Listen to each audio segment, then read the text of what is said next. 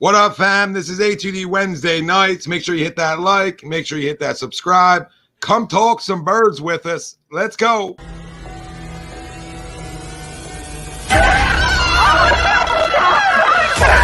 Let's go.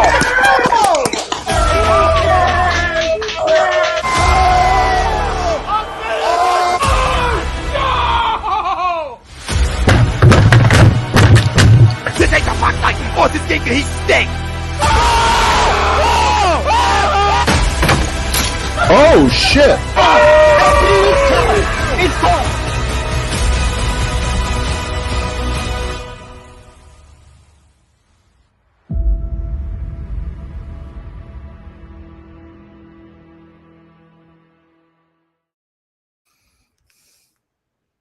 A2D Wednesday nights, only on A2D Radio every Wednesday night. We are brought to you by BetUS, and BetUS is the leading online sportsbook. They've been in the market for over 25 years. You can bet anywhere in the U.S.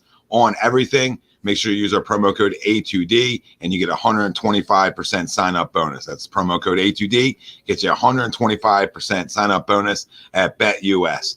As always, we got Chrome, Noah Eaton, Greg Wogbick, Frank Vespi, Ralph Del Vecchio. Ryan will be with us shortly. I'm Tom Arnone. Everybody out there, welcome in. Jam-packed Eagles NFC East little preview show on tap tonight and in store for you. We'll go over NFC East defensive rankings. We'll go over NFC East offensive rankings. And our main topic at hand is going to be Eagles roster breakdown and where does that shake up with the rest of the NFC East. And that ties into our poll question brought to you by Manscaped. And you get 20% off and free shipping with the code A2D at manscaped.com. Unlock your confidence and always use the right tools for the job with Manscaped. It's time to throw out your old hygiene habits and upgrade your life, baby. Get 20% off and free shipping with the code A2D at manscaped.com. Our poll question for tonight's show, we talked about it already for a second, but here it is. Is that a homer? Nope. Off the wall. Looks like Phils are going to get another one. Saw Frank's hand go up. Wasn't sure. Oh, they're not going to get another one. Hoskins was thrown out by 45 feet. Okay. Our poll question for tonight. The Philadelphia Eagles have the best. Stay hot, Reese.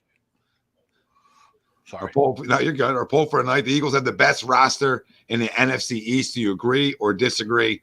Let us know. Facebook, YouTube, Twitter. That's where we're live. Everywhere you get your podcasts, we're there as well. Hit the like, hit the subscribe, hit the follow, hit the review, and come in for a good time tonight. Most importantly, comment in. Let us know where you're tuning in from and answer the poll question. You know, we talked about it last week and sort of the week before a little bit because we've been starting our nights, our Wednesday nights with Eagles recently because it's the season, right? And we sort of mentioned that, you know, at least I mean, me personally, I mentioned Washington's got a better roster than I think people think they have. We know Dallas is still a good football team, right? So I don't want to take anything away from those two teams, but, you know, I agree that they have the best roster in the NFC East. Now, the best roster doesn't always mean that you're going to win the NFC East, right? I think we know how that goes. But in terms of on paper and how it looks, I mean, I'm excited to get going here. And I'm sure everybody out there in the chat is. I know you guys are, because I want to see real football. You know, I'm over to preseason stat lines.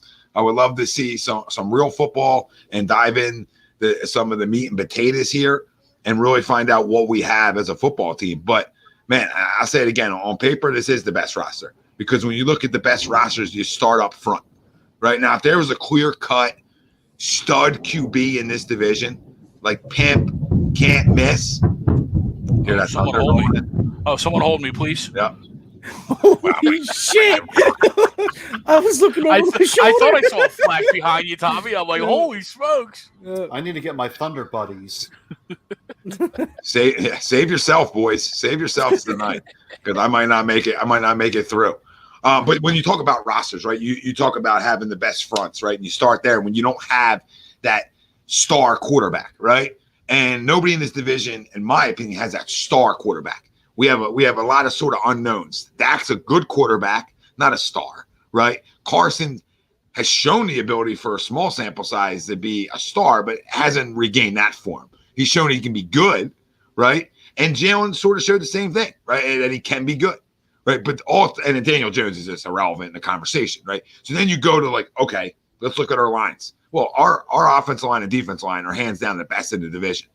So right there, I mean, the Eagles have the best roster. Now, if those two things were great and the rest of the roster was meh, okay, maybe they don't, because maybe Dallas has better skill position players, or maybe Washington has whatever, right? Better corners. I'm just throwing these things out there. But that's not the case. I mean, we're built at the linebacker position. Not only did we put free agent money in a guy like Kaiser White, who I think is a quiet, under the radar move that's going to be big for this football team.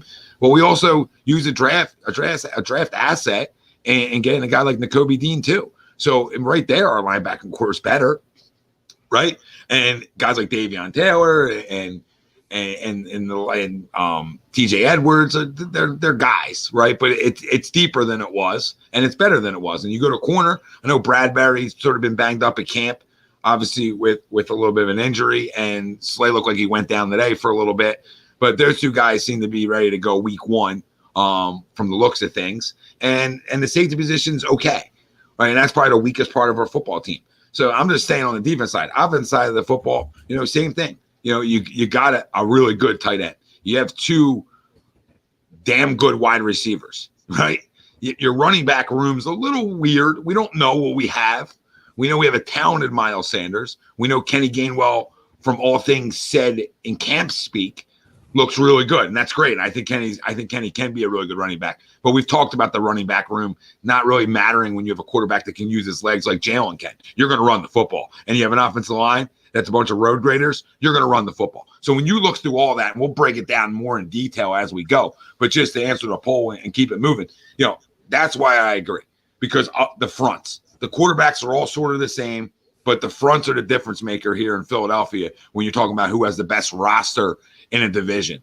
And, like I said, if we were with the Rams, right, and you got a guy like Stafford, if we're in with Green Bay and you got a guy like Rodgers, maybe I say they don't have the best roster, because that position's so important, right, and can make up for other issues. Well, we're almost making up for the quarterback. Now time says we're going to see how good he is, but everything else is in place to win, and everything else is in place to have the best on paper roster in the NFC East. Now you got to go play. And we're right around the block from it. We'll have 2 more Wednesdays before we actually kick off. So, we're still 2 Wednesdays out. Yeah, it's before kickoff. It feels like it's right here, but it's not. Yeah. Right? You know what I mean? Yeah. It feels like it's so close. Like I can taste it. You can't milk a cat, fucker. I feel like I can. I feel like I can taste it. I can taste the milk. So I'm excited, boys. I know you guys are going to be excited too. I'm looking for some people that maybe disagree out there, because there is arguments to disagree. Like, for sure. In this conversation. So I'll go. Go ahead. I'll go next. I 100% agree. I think we do have one of the best rosters in the NFC for the division wise. If you just look at the depth on both of the lines, for the defensive line and the offensive line, you just start with the offensive line for depth. We have so many guys that can interchange, play guard, play center, play tackle if somebody goes down. And I think, we've seen that for the past couple of years with the draft, where, how he's built up the offensive line, where, so drafting guys that can play multiple positions on the offensive line, which plays a big part, because we know that the Eagles, for some parts of the season, the offensive line has been interchangeable, right? And I think what year was it? 2016 when we had the most rotation. I think it was the most offensive starting rotation. I think it was like somewhere around 30 at one point, or 26. It was like a record for the league. And then obviously, the depth that we have right now on the offensive line is insane. And then the same thing for the defensive line too. We have guys that should be, could start on some teams that are just rotational guys, and it's nice to see. But I think, to the poll, I agree. We do have the best roster in NFC East. And Tom, you hit a lot of things on the head, where, if you match up everybody from the wide receivers, and we'll obviously do the rankings and stuff like that. But I would think that some of us would have a lot of Eagles number 1 in some positions. So in the NFC East. Yeah, for sure, Ralphie. Yeah, I mean, I'll stay on the agree train. I mean, again, as a guy who's got tickets for NFC champions and NFL, and Super Bowl champs, you gotta believe in it, right? But I do. I think we mentioned, Tommy, you mentioned 2 positions on each side of the football where we probably lack a little bit, right? The quarterback position, and it's not necessarily a lack. It's just we don't know what that step's going to be from him. But as you mentioned, the top rated offensive line or a top end offensive line, right? Whatever that running back room gives you, he can move with his feet as well, right? So even if he kind of stays status quo, that kind of evens out with the rest, right? Because it's not like, as you mentioned, it's not like, Dax Brady or Rodgers, right? To where he's head and shoulders above everybody else in the division, right? I would probably give Dak the nod as the top guy in the division right now. But I don't think it's head and shoulders to where, that would lessen what our roster is on the offensive side of the football. And then you mentioned the safety position as well. Do we have a bunch of guys back there that have played a bunch of football and have played a bunch of big-time football too at times? But we just don't have that stability right now. And again, that could all come, right? But I think those are our two weakest positions, because everywhere else I think we're really good, and I think we're really deep, as Ralphie said. So I'm gonna stay on the agree train and keep this circle jerk going. Yeah, Greg, and it's not just, like you can lose a guy or two, not that we're trying to, and you're still really deep in those areas, and that's the most important thing. Yeah, and just going back to what like Greg was saying, like with the whole like offensive line stuff, like the Cowboys lost Smith, and it's like, damn, who do we replace him with, right? We lose somebody in the offensive line. We got 4 or 5 guys that can play guard, center, and tackle, which is huge moving forward for us. And Ralphie, that's why you don't trade a guy like Dillard right now. There's no point. I mean, maybe halfway through the year, maybe it's a guy you deal right before the deadline, right? Because the price will probably be a little bit better there, but. That's a guy you almost got to just hold on to for the year, just in case, God forbid, a guy like Jordan goes down. I mean, Jordan's your starting left tackle. Nobody's debating that. What I'm saying is, it's nice to have a guy who started in this league at left tackle in your quarterback's blind side. It's nice to have a guy like Cam Jurgens that, God forbid, Kelsey misses a game or two, right? It's good to have these types of pieces at hand, because since you do, you can't afford to lose anybody, but you have the ability to sort of replace it. Yep. Yeah, for sure. I'll go ahead and go. I agree. I think we clearly have the best roster in the NFC East. I think we are and should be hands down the favorite to win the division. I mean, it's not going to be a landslide. I mean, of course, this is the NFL. But clearly, I love the depth all the way around, and I don't know if a lot of people are talking about it, but I think with as much as Jalen Hurts runs, it's critical that we have a decent backup at the quarterback position in Gardner Minshew. I mean, if God forbid Jalen were to go down for 2 or 3 games, it's nice to know that you have a guy that you can plug in to keep the ship afloat, especially with all this talent on this football team. You don't want this year to go to waste just because we may not have Jalen for 2 or 3 weeks. Should that happen down the line? And look, with our offensive line and how good it is, furthermore, I think that's going to help keep Jalen healthy. I think maybe he'll be more apt to stay in the pocket a little more, and let's hope he can win a few games with his arm, because we're going to need him to. No, that's a great point. Sorry, Greg. That's a great point. I mean, we talk about the quarterback position. Not a lot of teams can say they have a guy who can step in for a couple games and hopefully, I'm not going to say, I mean, the Giants don't have a quarterback at all. For Washington, if Wentz goes down, they're completely fucked. And I couldn't even tell you who the Cowboys' backup QB is. Is it still Ben fucking DeLuca or whatever the fuck his name is? Danucci. I'm sorry. It's not delivery. Sorry, It's I Danucci. apologize for all my Italian friends out there for butchering that. We still love you. No, I mean, Tom, you're absolutely right. Like, in this world of 17 games now, right, there's going to be a time where you're going to need that second quarterback. And it's not like there's no controversy, right? There's no, Gardner's the guy. It's just you're going to need that second guy. It's just the way the new NFL is. We saw it last year a couple times, the Jets game in particular. And then probably if we weren't, if we weren't making a run late, you probably would have seen him probably sit out the Giants game as well, just because of how banged up he was. But he was still playing well enough to continue. But in the world of 17 games, you're going to need everybody on that depth chart. And so that's a good call out, Noah. And not just a quarterback, like we doubt. talked about with other guys. It's not just a quarterback. Absolutely. It's you're going to be losing guys. Like, you're not going to have a fully healthy roster. So being deep in all these positions, I think is only going to bode well for the Eagles. I mean, correct me if I'm wrong. In the NFC East, fellas, over the last 5 or 6 years, let's say, I mean, the gap between the first and second place team couldn't have been more than a game or two, correct? Yes. Yeah. I mean, it's usually a pretty tight race. So, you need a competent backup who can go in for a game. Yep, at all positions. You know me. I try to find a reason that when everybody's having a kumbaya fest, I try to find a reason to argue the other side, but I can in this instance. I also have to agree to the poll. When you look at top to bottom, depth-wise, you guys are talking about up front. I mean, when's the last time we were this deep?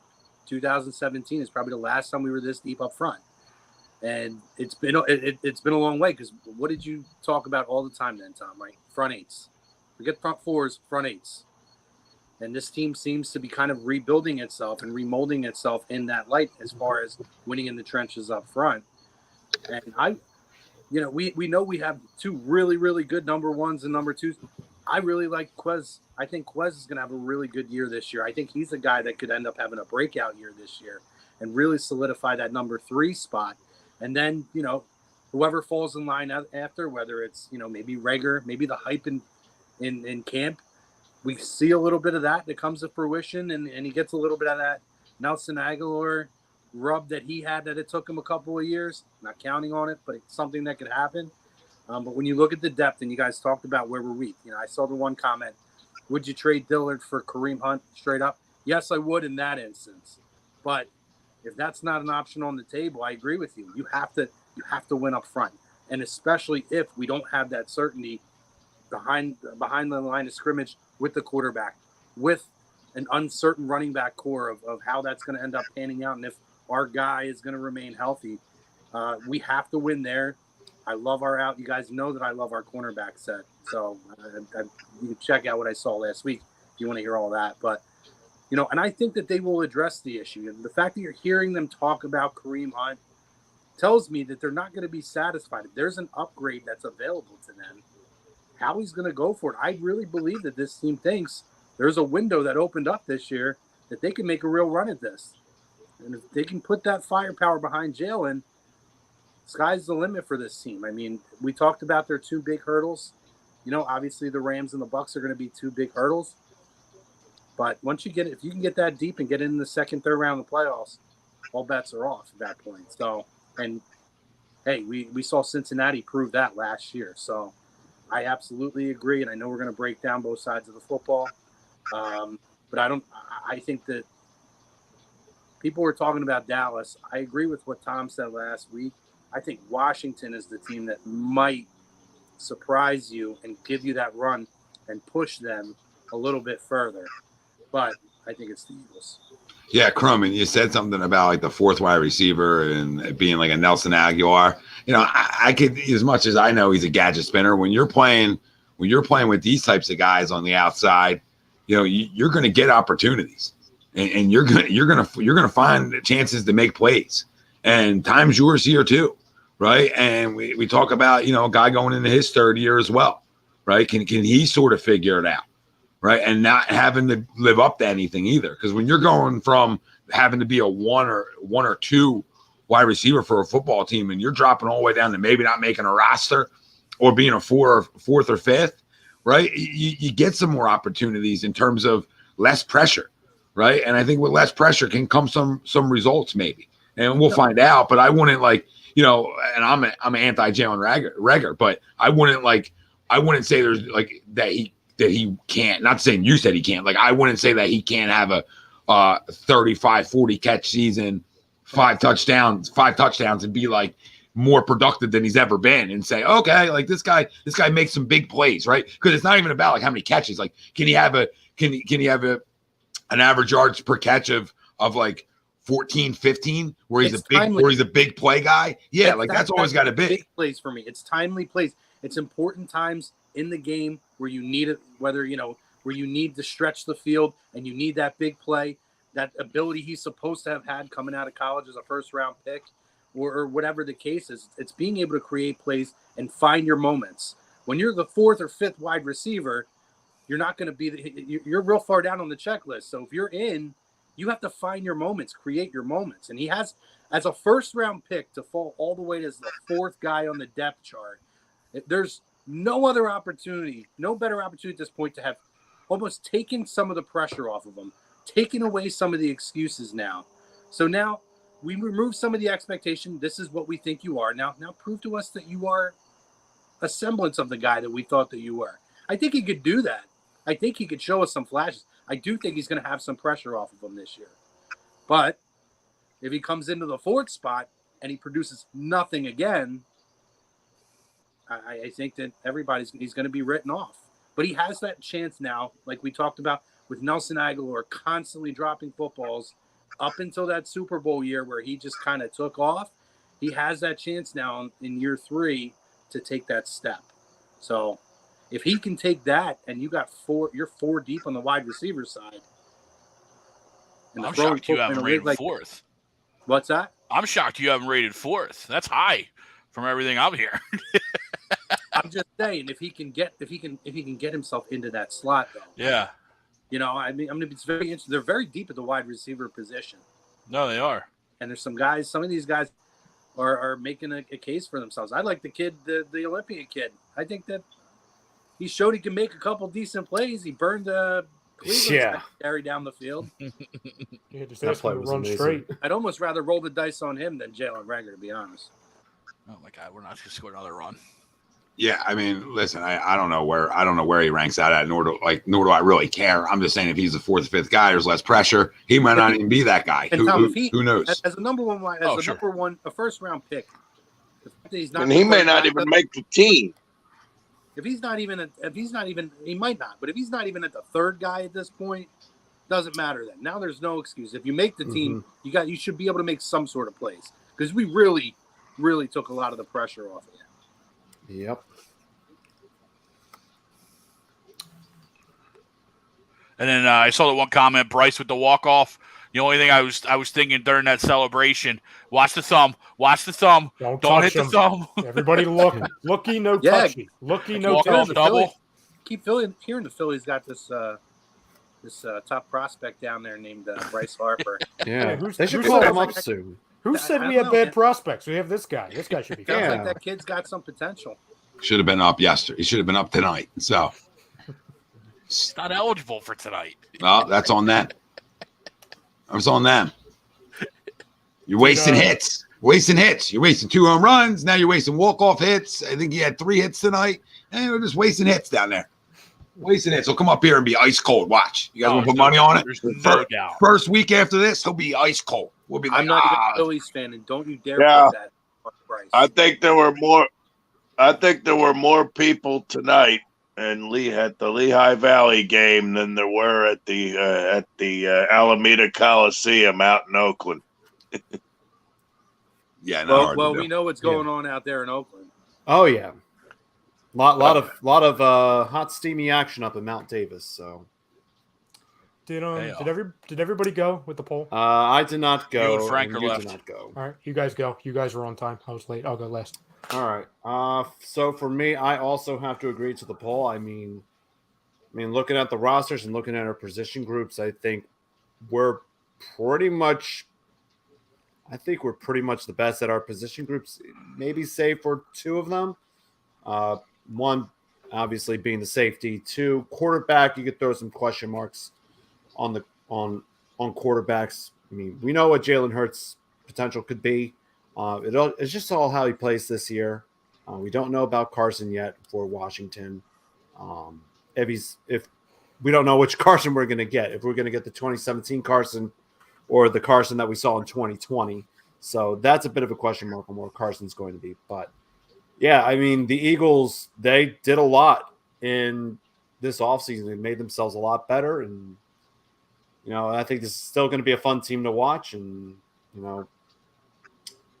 I wouldn't say we're like the most perfect team in the NFC, but, if everything goes well, I think we could be up there and, shock a few of the critics out there.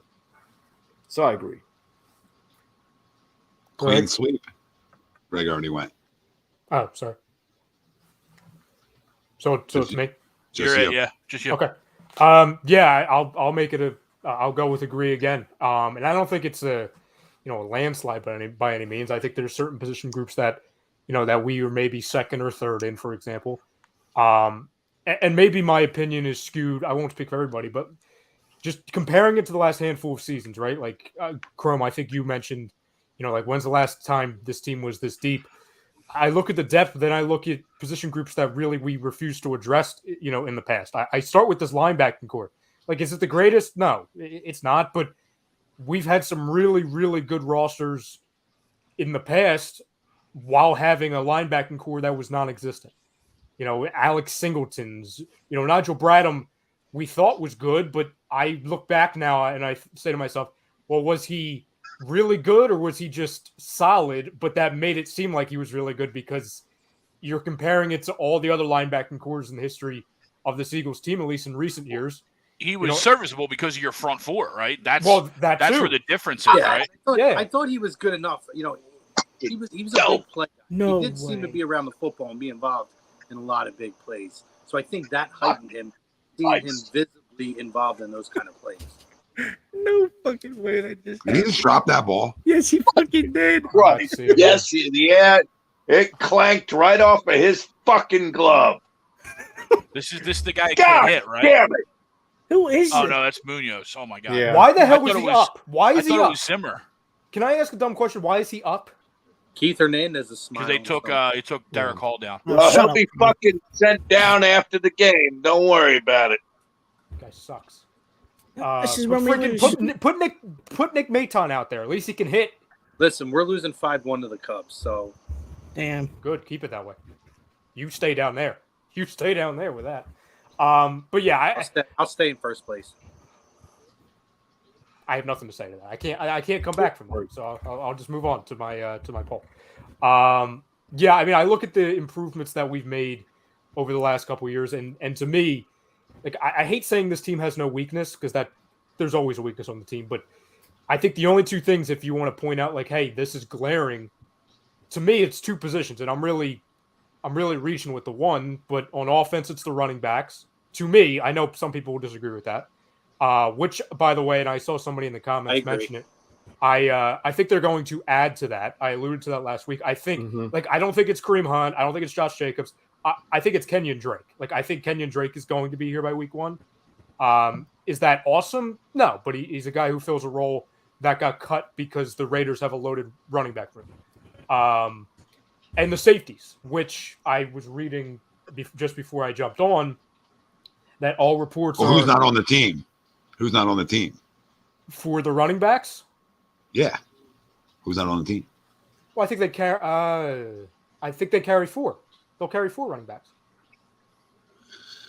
They're going to bring Kenyon Drake in to be like the third. You know what I'm saying? Like, I almost feel you just have a bunch of stuff that, like, I don't know if that's a name that's going to, like, do you need 4 though? Because you got to look at the rest of the roster and what you need, right? Like, I don't know. Like, they've carried 4 the last 2-3 seasons. Yeah, they have.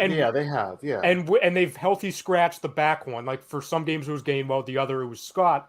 And with Miles Sanders being in and out of the, off the injury report, on the injury report, again, I'm not a big Kenyon Drake guy, but at least it's a body. You know what I'm saying? To where, okay, Miles, you have a hamstring injury for the 50th time in your 3-year, 4-year career. Okay, fine. At least we have 3 guys. Miles will be hurt by the third quarter of the Detroit game. And I see people being like, Umberto, Hunt or Howard or no one, right? I'm not Howie Roseman. I'll take the better guys. Kenyon Drake's just a guy to me. But I'm saying I would expect them to add to that just because of the health concerns of Miles Sanders, which is never ending. Well, who's their fourth? Who's their fourth now?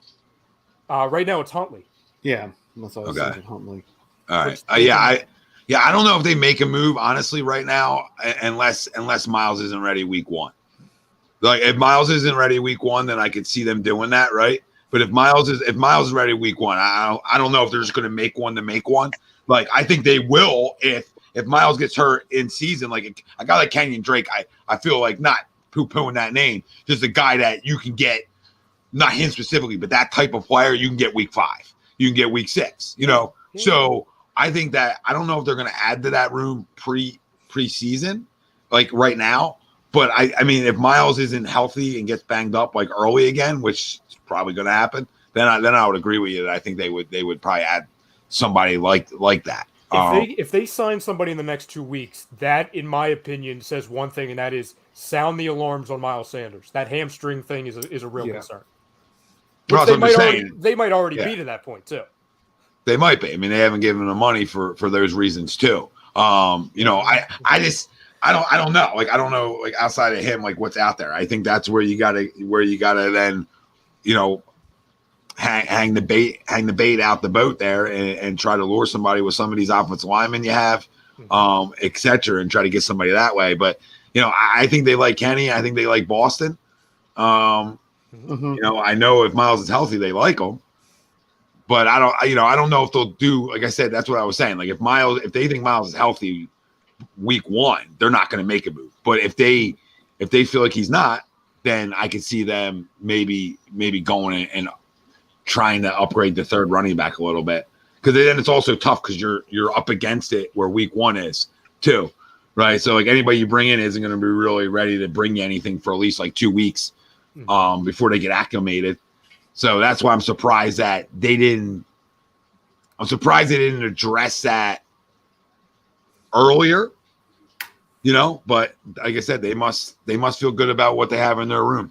So yeah, when everything's clicking, like the perfect thing with Miles Sanders, to sum it up, it's like when everybody is healthy, they love Miles Sanders. They just don't trust Miles Sanders. You can love him, like you can love what he brings to you when he's healthy, but then it's like, hey, here's 6 weeks where he's. Go ahead. Right, he's got all the talent in the world, Ryan, but what impact has he made since his rookie season? A lot of injuries. Or fumbling of the ball in crucial moments. Yeah, and that's the thing that I think it's get misconstrued all the time. Oh well, guys, Miles Sanders doesn't have 17 fumbles. He's keeping the trainers employed, that's for sure. Yeah, he keeps them busy. No, but I always hear like, you know, from people, oh well, guys, the Miles Sanders fumbling thing is overblown because he doesn't have a ton of them. It's not about that he has a ton of them. It's about when they happen. First play coming off an injury against the Browns. Coming fourth quarter against the Bengals. First quarter against the Dallas Cowboys on their own 19-yard line. Like certain instances, I could also bring up the fact that, again, he doesn't know how to run out of bounds when he's supposed to or stay in bounds when he's supposed to. So that's why, would I be shocked if they don't make a move? No, because honestly, I would prefer that because that means Miles Sanders and everybody's healthy. But I look at that and I look at the safeties. It's like, okay, if you want there to be concerns, there's 2 of them. But again, what roster doesn't have a position group or 2 or 5 that is a concern? Like we look over the last handful of years, wide receivers were always a concern. Now it's a strength. Mm-hmm. Yeah, with the safety position. I'm sorry, I thought you were done. The safety position. No. That's fine. To circle back to that, like they just you know, looking at that, like we look at it as like, like I said before you came on, like that position. Yeah! That position is the weakest position on this football team, and you know they must think it's okay because they just went and traded a guy they just traded for. So they must think they have better guys in the room than maybe we think they do. Mm-hmm. Hopeful, like just trying to be hopeful with that, you know. Well, it's like with when, and we'll get into the exercise later, but it's like when we would be like, hey, let's rank the wide receivers. We wouldn't even think about it. We'd put up Eagles 4. Like we wouldn't even have to think about it. Like before we would start the exercise. Now it's like 1, okay, 2.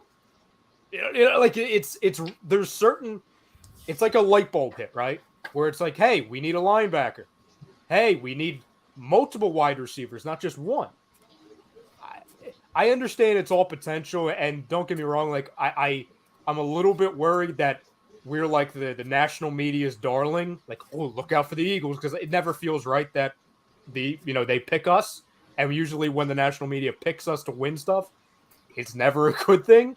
So like, do I cringe when we're getting all the love? Like, oh, I saw it yesterday. Oh, the Eagles are 6th in NFL power rankings. Even I'm like, let's relax. Let's relax a little bit. 9, sure. 10, great. But like, let's calm down. Putting us 6th.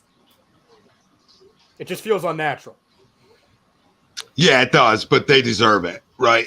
Like the other side of it, like I feel the same way. I don't like when everybody's on the same side, that we're so good, we're the dream team. It means like that someone's going to light a match and the whole place is going to burn down. But we're really good, and they should have us up there, because if they didn't, I think we would all be saying then we feel disrespected, right? So I think we're in a really good place.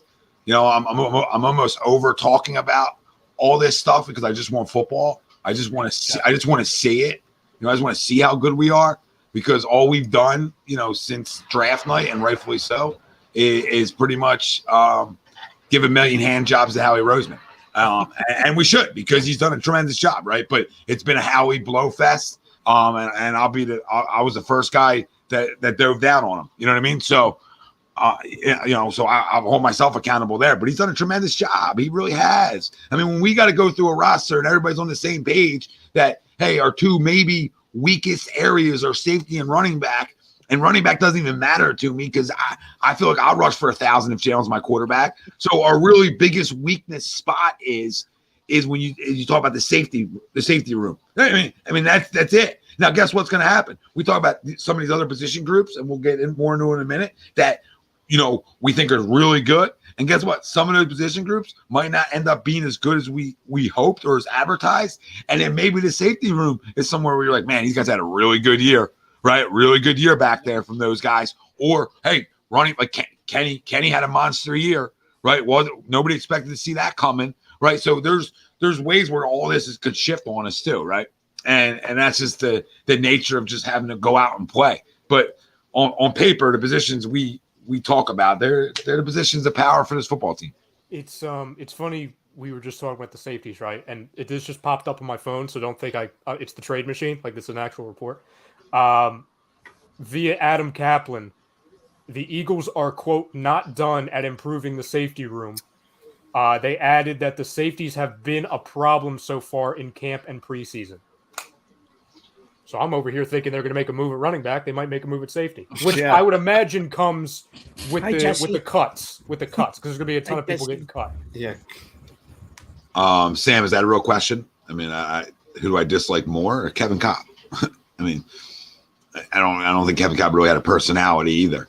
Where Jalen has a great personality. So, I mean, I don't know. I mean, Jalen's obviously should be better than Kevin Cobb if he stays on the field. I think Kevin Cobb liked beer and jet skis. That's about it. You're not wrong. I never even liked Kevin Cobb to begin with. I don't know if anyone liked Kevin Cobb. Yeah. I didn't know that Kevin Cobb get a DUI on a jet ski. A DUI on a jet ski? Yeah. Hold on, no. Let me go to the cloud. Kevin. Sam, you want me to eat crow on Baker Mayfield for what? For what? I mean, when's the last time Cleveland won a playoff game? When's the time Cleveland was in the playoffs before Baker got there? Isn't Baker the starting quarterback too? Like, didn't he win the starting quarterback job? Yeah, I don't know what I'm eating crow on, because I think he could be really good. Like, I don't know what I'm eating crow. I mean, he was banged up last year, had a bad year, and they went out and decided to go elsewhere, and that's their decision. But I don't got to eat crow on nothing yet. I'll eat crow when his career's over. But I also didn't roll around saying the guy's going to wear a gold jacket either. I just thought he was going to be really good. I like Baker. So I don't know what I'm eating crow on. But is he saying you're eating crow on him because you ducked out on him a little bit? Or is he saying eat crow on him is that you think he's better than he is? I'm assuming that because I said he was going to change Cleveland's franchise. That's what I said on draft night. That's how I feel about the guy. And in fairness, he did. He won a playoff game. They didn't win the championship, but he did. They aren't They brought Well, that's hope to the not city the of NFL Cleveland. anymore. They have franchise cornerstone players, and he was one of the first guys to set that trend. So I'm by far not a Baker guy, but Yeah, I mean, come on. He won a playoff game. He made a few progressive commercials. I mean, shit. Noah, by the way, to answer your question, June 30th, 2014, free agent Kevin Cobb arrested on boating under the influence. Oh, okay. Down in Texas. What a weird question. Oh, what? Jalen Hurts or Kevin Cobb? Yeah, it was just Kevin Cobb. Maybe it's Kevin Cobb. Maybe that was Kevin. Hey, Kev. Yeah. Hey, Kev. Enjoy the boat, if you still are allowed to have it. Well, I'm with you, Tommy. I'm sick of talking about it. I want to see it. I want real football here. Like, I'm sick of preseason. I'm sick of watching these games and just because there's nothing else on TV late at night, and then you watching the replays and there's no one playing. I want some real football. Oh, I mean, thankfully we get some college this weekend. At least it'll loop Week us up a 0's little coming bit. up. GBR, baby. Yep. Go Big Red. Go Tops. I think Penn State kicks off against Purdue, right? In 2 weeks. Like 2 weeks. Gotcha. That'll be another fucking 7-5 year. I do want to ask you guys this really quick. I heard it when I was driving, this question. So say, for example, Jalen Hurts is really good, right? Like, he fully shows – I'm not going to put any stats to it. Just we know by season's end – I will. 4,000 passing yards. That's a you problem. That's a you problem with that. Marcus Thomas. Well, I'll listen to it. Yeah, I like Marcus. He's proven he's a franchise quarterback, right? Like, he's good enough to where we don't have to have the conversation about a draft or anything like that. But the overall team doesn't get where it needs to be, right? So say he's really good, but the team, say they missed the playoffs by a game. Where does your mind go to first as the reason for them not getting where they need to get to if Jalen Hurts is really good? The coaching staff. Hold on. Here, I'll take this one. If the Philadelphia Eagles miss the fucking playoffs and Jalen has a good year, I'll drive Jonathan fucking Gannon to the airport. How about that? It's nice of you. Yeah, I'll say the only way that happens is they're really banged up. So, like, I don't even think it's a probable conversation. Like, so whoever the dry jock on whatever station wanted that question to be asked, like, tell him to just take a step back and punch himself square in the face. Because if Jalen has a good year and we're healthy, there's no way they're not good. There's just the funny thing is that was his point. That was his point. So he agreed with you that, like, there is. So he just asked that question to try to say that there's no way that can happen. I don't know. I'm not in his head. I wasn't at that. No. I wasn't listening at all. So that's why I'm asking what just wanted to get me riled up. Yeah, I was just curious about that guy's like thought process on who asked the question, because I don't know how that happens unless you're not decimated, right? Mm-hmm. Or like Nick Sirianni just can't coach, and I think we learned that he can in 1 year. He can make adjustments, so I don't see that being a big issue. I agree with Noah, like Jonathan Gannon, time to go probably. But the only other option, like if Jalen has Crohn's type of season, it's impossible for this team not. He's going to throw for 4,000 yards. 17 games, he's throwing for 4,000 yards. You can book that because there's so many games. It's only like it's literally an average of like I think 250 a game, 60, something like that. I think it's 250. Yeah, he had 3,100 last year by throwing to two guys, and Goddard and Smith. Now he's got what, 3 or 4? 4,000 divided by 17 is 235. Yeah, that's not outrageous. That's doable. Not outrageous. In today's football, that's doable. I just think him running around will keep that from he's very and that with the weapons, it's very possible. I just think him running will keep him under that. That's the only reason why. And that's why I went with the rushing record last year. Can he extend? Sorry, Frank. Is he going to learn how to extend more and not just take off right away? Because that could also help him throwing the football. And I think with his weapons and especially his friendships with AJ and Devontae, I think he does want to make sure he tries to get them the football. Sorry, Frank. Yeah. What were you saying? With the rushing. The rushing, and that's why I had him like break Cunningham's single season record, because I think he's going to try to run that ball more, with those opportunities. If AJ or Devontae or Goddard aren't available, he's going to use his legs and go. Imagine being this guy. Imagine being Sam. Like the first question you asked tonight, the first statement you make is about like attacking me on Baker Mayfield for some reason. And then you have this take, which is Danny Dimes will ball out this year. Like imagine typing that out and like feeling good about that type out right there, and like really sticking your chest out and saying, I'm gonna stand by this one. Was he the same one that asked about Kevin Cobb too? Was it the same guy? Oh, wow. It is. Jesus. Appreciate you tuning in, but wow. Sam, thanks for tuning in. Have another beer. He's probably like 10. He's probably like 10 years old now. You guys go ahead. What do you think? You think that question's even possible? No, I really don't. And if it is, it's to Noah's point, right? See you, Jonathan. Yeah. Right, because that's the only way. Like you look at last year. I mean, that's where that's where the only way is if we were the 32nd ranked fucking defense in the NFL. Yeah. I mean, you look at our struggles early on last year when we were an identity-less offense, right, where we didn't know what we were to do. Jalen's throwing 40, 50 times a game, which obviously we know is not his forte. It was our defense that was, giving up 80% passers week after week after week after week. So if that continues, then yeah, we might have a long year, but I don't see that happening. Yeah. I mean, we got torched by every good QB we played last year. We almost got torched by freaking Gilbert Grape. Mm-hmm. How many times did they say on the broadcast? What was what's his actual name? Like his real name? I just call him Gilbert Grape. Garrett Gilbert. Garrett Gilbert. Garrett Gilbert. See, he was so bad, I don't even know his real freaking name. Like, how many times they say, "Oh, Garrett Gilbert looks really comfortable back there in the pocket"? Nobody should ever say that. I don't care who's on the other side of the field. He shouldn't be comfortable in his own house, let alone on the freaking football field. Jeremiah, I hear you from an injury standpoint, but I think 400's too low to take away the weaponry of what Jalen Hurts can bring to the position. You know what I mean?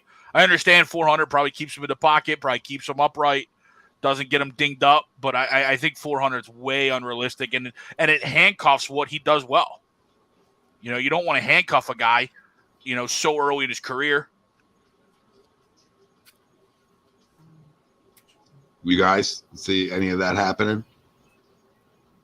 Oh, I said, yeah, 100%. If Jalen throws over 4,000 yards, we better be in the playoffs, or somebody's got to go.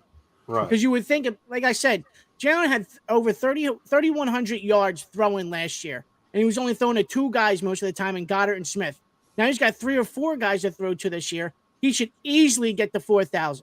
I mean, 230. What was it? 235, Greg, a game for passing. Yeah, that's in a league that is pass happy. It's very doable for him every single game to get that number, to at least hit 235. Yeah, I agree, Ralphie. Fully agree on that one. I don't know how, like again, unless it's a Jonathan Gannon or a Nick Sirianni thing, or one of those cases where everybody goes down with injury at some point. Like that's the only way I see it happen. Is if it's either some flaw in the coaching staff, mainly with Jonathan Gannon, or players going down with injuries like week in, week out, and that's where I see that. Jordan Montgomery says, does Nakobe Dean have the measurables to play strong safety? No, Jordan, he doesn't. No. He's a damn good middle linebacker. So yes, he is. You don't go moving those dogs. We were waiting a while for one, Jordan, and now we're gonna get one, and we're gonna say, you know what? Actually go play safety. You know what I mean? No, we've been waiting for this big doggy to come to town, and let's not be misguided by the 3rd round pick. Let's keep in mind this guy's a 1st round talent and arguably a top 15 guy. I mean, that's where he should have went. And not just because of the talent on the field. It's the measurables. It's the leadership. It's it's the way he gets into a playbook and knows schemes and just how smart of a football player he is. Okay, because this guy's super talented. I mean, I can't say it enough about what we were able to do, and we'll see where it shakes How the out. hell did he drop to the third round to begin with? How he leaked false information. I'm convinced by that, Tom. I'm convinced it was him. I'm convinced because we know how good of that he is as far as leaking information. And it went right away, right? Like it just disappeared. Like after we picked him, it was like, nothing happened. What was everybody talking about? Nobody told us. Shoulder's good. Shoulder's good. Right. Never been better, actually. We did a scope. It's cleanest one in town. They talked about it for literally 35 minutes, and it's never been spoken of again. Like, it'd be one thing with all these freaking beat writers, all the nonsense they write about. You would think for, like, maybe one article, let's get a health update on Nakobe Dean. No, completely fine. Never been heard ever. Never been heard ever. Disappeared. I swear to – and listen, I give Howie all the credit in the world if he leaked it. I almost want to say he did because I'm convinced. Because it was so weird because this wasn't something that showed up weeks before the draft. It happened an hour before he got picked, and it went away an hour after he got picked. It's got Howie's prints written all over it. Yep, that's a Howie type thing. Umberto, remember Ralph, he had games where he had 175 yards passing at the 2-minute warning in the fourth. Yeah, I mean, listen, Umberto, there was times where he had 45 yards passing going into the fourth. I mean, we all remember. I mean, remember too. There was times where Miles Sanders had 2 yards rushing going into halftime. Remember that too. So last year was a goddamn roller coaster for everything on the offense. Yeah, Ralphie, he's still looking for his first touchdown in 2 years. Miles. Well, let me ask you guys a question. When they come out week 1, right? Do you expect them to be a 50-50 balance type team? Do you expect them to be 55 pass to 45 run? Or do you expect maybe a 55 rush to 45 pass? Where do you have them? And I got to take a pee real quick, and I'll tell you where I have them. I'm going over 50% pass and under 50% rush because I know what Jeffrey Lurie wants to do. And if it doesn't work again, they're going to have to revert back to putting it in the belly. But I think they come out slinging it week 1 or trying to. One caveat, Tommy, is Miles Sanders healthy week 1. Are you basing this off of Miles Sanders being healthy week 1? Sure. Okay. Yeah. Just because that might change it for some guys, right? If he's healthy, start the year off. That means I would assume that, again, the conversation earlier where they haven't gone and addressed the running back room at all this offseason tells me how much they really like Kenny Gainwell. I mean, that's all I need to know. I mean, that tells me everything. You didn't go draft one. You didn't go get one in free agency. You just said, hey, we got 4 backs here. These are guys we're bringing back. We're good in this room. And I think that, one, that how much they like Kenny, and 2, the ability of the RPO in this offensive line where they don't feel like they should go waste a resource on it right now, right? Sure. So to your question, I'll just say healthy. Just like every question tonight is going to be based on a healthy football team, right? Okay. 60-40 pass. I have no doubt in my mind. 60-40? Yeah. 60-40? No doubt in my mind. There's too many weapons. If they get banged up or Jalen Hurts stinks, they can always go back to it.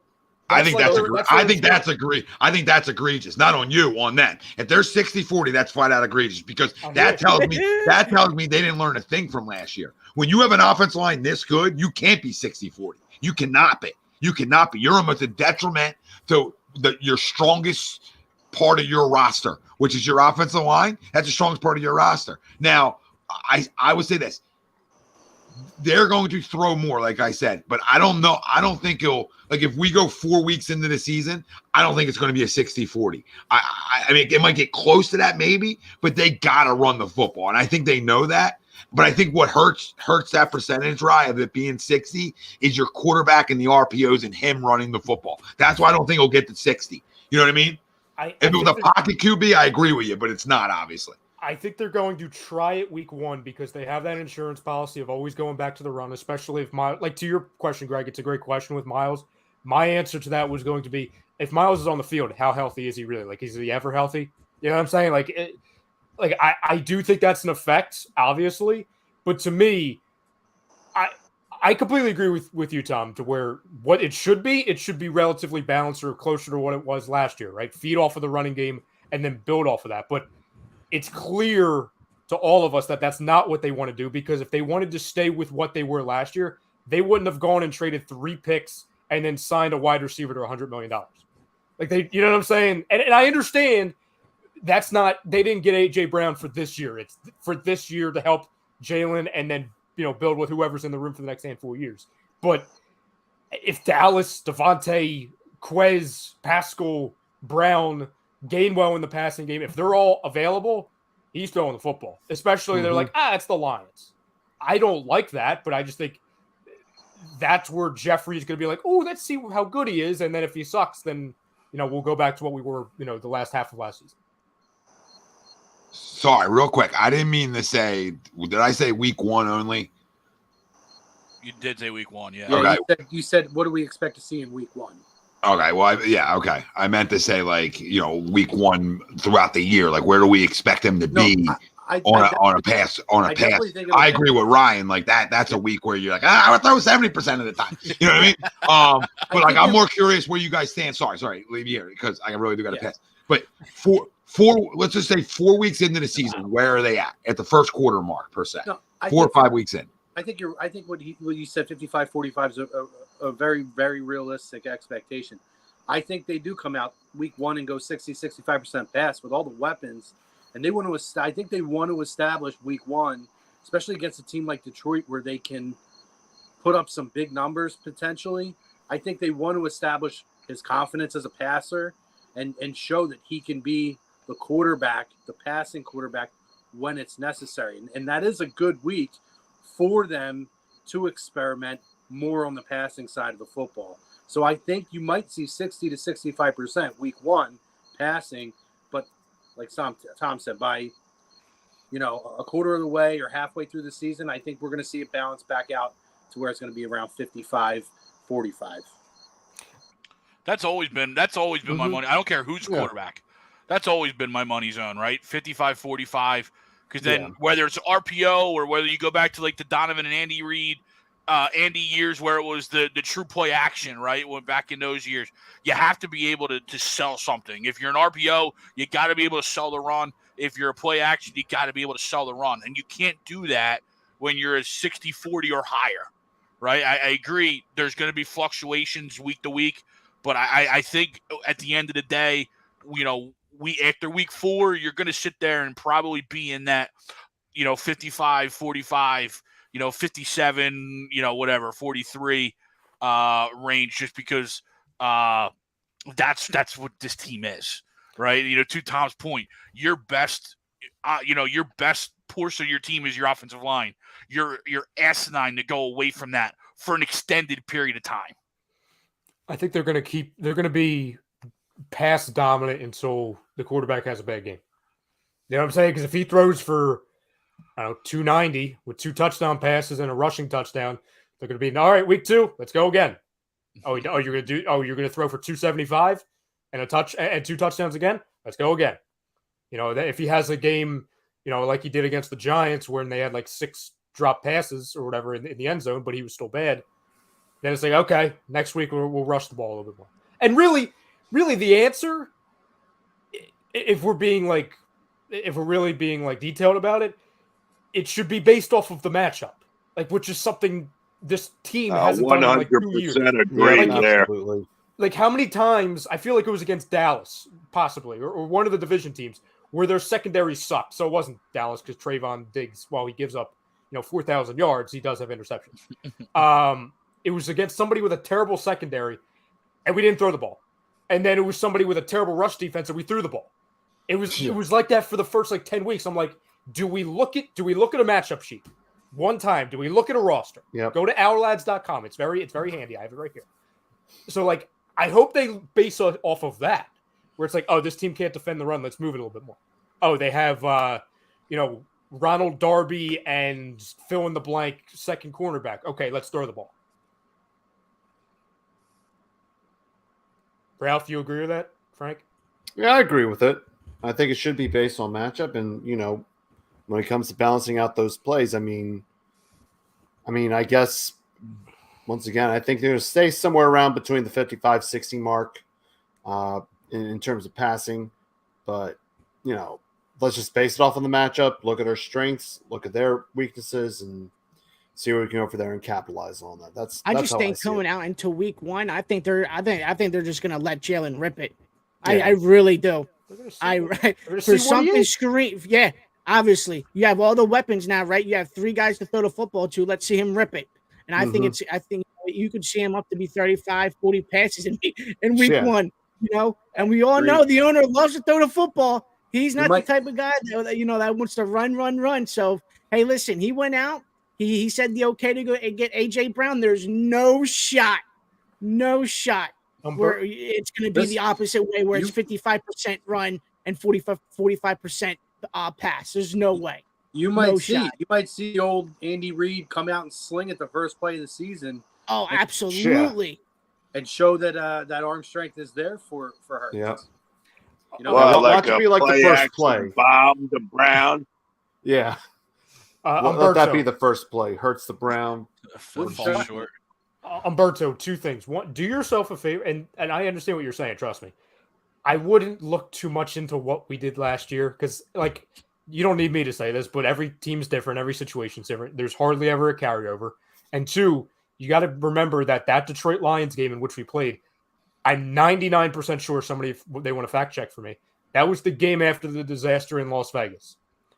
They made it a point to where, okay, we are switching our identity. Yeah. And so, they made it a point, hey, we're running the ball because we know this guy behind center, he can't throw the ball right now. And our wide receivers, except for Devontae, aren't good enough to catch the ball and get open. Devontae could. They just didn't want to throw him the ball enough. The other thing is, Umberto, besides those 2 points, A.J. Brown being on this team changes everything. When you have a guy like A.J. Brown, you're going to pass the ball just a little bit more by default. Especially because, I would imagine coming off of injury, it'll be him, A.J. Brown lining up against Okudah, who I like Okudah. He's just, he's coming off injury. A.J. Brown should have a good day if he gets the ball.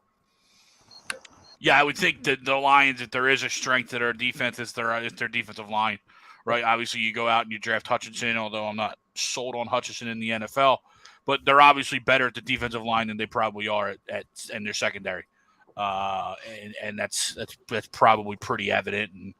And yeah, I would expect maybe week 1 is a little higher, but I expect them to stay right around that 55-45 pass run. Real quick about a couple things. Somebody said in the chat, where was Wayne's comment? They don't owe Jalen anything, right? I mean, it's about winning football games. So, you're going to find out, if you're 55-45, you don't got to be 60-40 per se to find out if Jalen's a guy. Listen, this is the number 1. This is where I think the chat, and we're all getting a little crazy. This is the number 1 ranked rushing football team in the NFL. Okay, number one. You don't run from that. You do not run from that. You better be a top 5 because in the play action doesn't work. You don't have a bell cow. You don't have a Derrick Henry. That's without a Nick Chubb, right? You don't have that guy, and you did that. So I mean, I got to think that even early on, I know it's the Detroit Lions, but they're going to run the football because they're going to want to set it up for later in the year. I mean, if anything, they want to be able to set it up for teams that expect run first. Because if teams are got to come into the box and bring guys up, that's going to bode well for their quarterback. That's going to give them more confidence than the other side of it. I know it's the Detroit Lions, but we're still playing an NFL football team, right? So at the end of the day, you just because the Lions doesn't mean I'm throwing a 70%, right? I got to come out. I got to be who I am. What's my identity going to be? We talked about starting last year. If this team wanted to be a playoff team, I know I mentioned a lot of other people did as well. They got to be a top 5 rushing attack. And they were. And guess where they ended up? In the playoffs, right? I'm going to say the same thing again this year. A.J. Brown's here. That's great. A.J. Brown was what a guy who couldn't throw in Tennessee too. and they ran the football. And he got his touches. And he got most of his big plays. Why? Let's look at the other side of this. You have to argue the best running back in football. That's gonna help your wide receiver too. And AJ's a pimp, so I'm not saying he's not, right? I'm just keeping it in perspective. If you can run the football and teams gotta respect it, right? And you have those weapons like we do, right? Wow. That's when it becomes wow. If you come out and try to be something different and say, I got Joe Montana, I got Tom Brady, I got Matthew Stafford, I got Herbert, I got guys who just spin the rock, I got Rodgers, right? Then you're gonna fail. Like you're going to fail no matter what's on the outside. Because let's call it this. Jalen's not those types of guys, but he can be very good. And he's going to be very good if you establish the run, and that's most quarterbacks. But his legs give you that extra weapon. And then you put on the outside where you got Devontae and AJ and Goddard, and then we talked about the other guys, Quez, right? You got guys that can get open, right? And got speed. That's where you're really going to capitalize on it. When you RPO and we talked about it for years, right? Like guys pinch just a half a second, they got to freeze for a minute because they got to respect it. Middle of the field gets wide open, baby, and that's where big plays happen. So listen, I'm not. You guys know me. I'm not a half and half guy, right? Like, and I'm not run the football more than throw the football. That's why I'm at like 55-45 because I think it's a great ratio to be at, right? I would even be like 53-47. Like I'm right in that number. I think is perfect for this football team the way they are built. And they're built with the best offensive line in football. If you can say, oh well, they can block. They're good. They're good pass blockers too. They are. But let's keep it real, okay? On what this offensive line is. All right, Jordan Mailata is a road grader. They're all road graders. Yeah, and we'll just start with the left side and work our way. Like Mailata's a road grader. Landon Dickerson's a road grader. Jason Kelsey, is more of a road grader per se in space, right? What he can do in the run blocking game, in the run and run blocking. We know what Lane is, and then who's the guard? Salmalo is. Yeah. And Salmalo is more of a better run blocker anyway. So when you look up and down it, I mean, I think, and I agree with what you guys have said too. I was listening while I ran away for a sec, but I just gotta believe that if you don't capitalize on your strong suit, that's when you lose a job. Like I'm sorry. Yeah, like Nick Sirianni, like Dwayne's comment, Greg, and then go. Like Dwayne's comment where it all started. Like you can't cater because you want to find out if he's the guy. You got to win football games and you find out if somebody's the goddamn guy. Well, that's where we shook our heads early part of last year when you're dealing with, an unknown offensive line, at times, because I think there was some injuries. And then, of course, you had Jalen, who was, a fish out of water at times. You're like, why wouldn't you go, run block where your offensive line is attacking as opposed to waiting to be attacked, right? I mean, that's the beauty of most of these offensive lines, just in general, is let them attack the defensive line by run blocking and set the tone. And then that way, when you have to pass block, you've already set the tone that you're there for war, right? And that's where I think you're absolutely right, Tom, is let these guys attack. Let these guys go, push their will on these other guys. I mean, you bring up Kelsey. I think Kelsey's probably best in space, right? Where he's he's the pulling center on like a screen or even an RPO where he's out in space and is able to get his mugs on a linebacker. I mean, that's where you're right. That's where these guys excel, is being able to run block and just attack guys. Well, I changed my stripes over like the last decade, right? Just the way football has grown too. Like when I have a rushing attack that's a top 10 per se, right? I'm rushing early so I can throw on your ass later. It makes sense? I switched my whole game up. Back in the day, it was throw early, get people backing up, and then pound it down their throat late. I switch it up. I'm gonna impose my will, like you were saying, Greg, early on in the football game, so that I can oppose what I have on the outside later. And I think that's the way to go. And if they listen, Nick Sirianni wants to be a playoff team. He's going to listen to the show tonight, because if they get Jeffrey Lurie in his ear, and I see you, Chrome, right? If you get Jeffrey Lurie in his ear, done. I don't know how good this football team is if they want to be at 60, say all year, right? 60-40 ratio all year. I think they're in for trouble.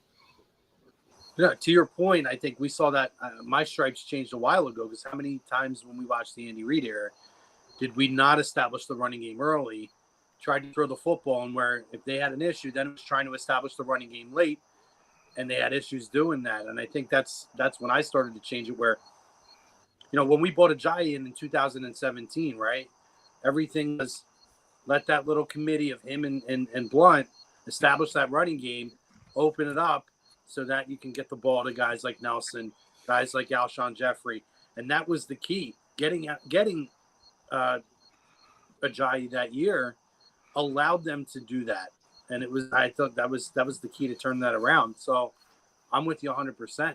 I'm using the running game to establish the passing game as the game goes on, and getting those legs in early, getting those reps in early for the running backs. You guys want to get into these rankings? Yeah. One second, we'll get in the NFC East offensive rankings. But no, I just like I said, I like throwing the football now. More than I ever. I probably always like throwing the football. I think we all play Madden, right, Ralphie? You know what I mean? We like the spinning around. I feel like unless I had a Derrick Henry on my football team, I'm always gonna love watching him throw the football. That's my problem. I always draft Derrick Henry on my creative team. I always do. Watching him mow guys over the whole game, I'm totally into that. But if I don't have that, let me just sling it. Give me the big play. I'm all in. Yeah, and this team is built different. Chrome, if I don't get Derrick Henry on the draft, I restart the draft until I get Derrick Henry. That's how I roll. Which I don't know why I don't just play as the Titans, but I like making things difficult, I guess.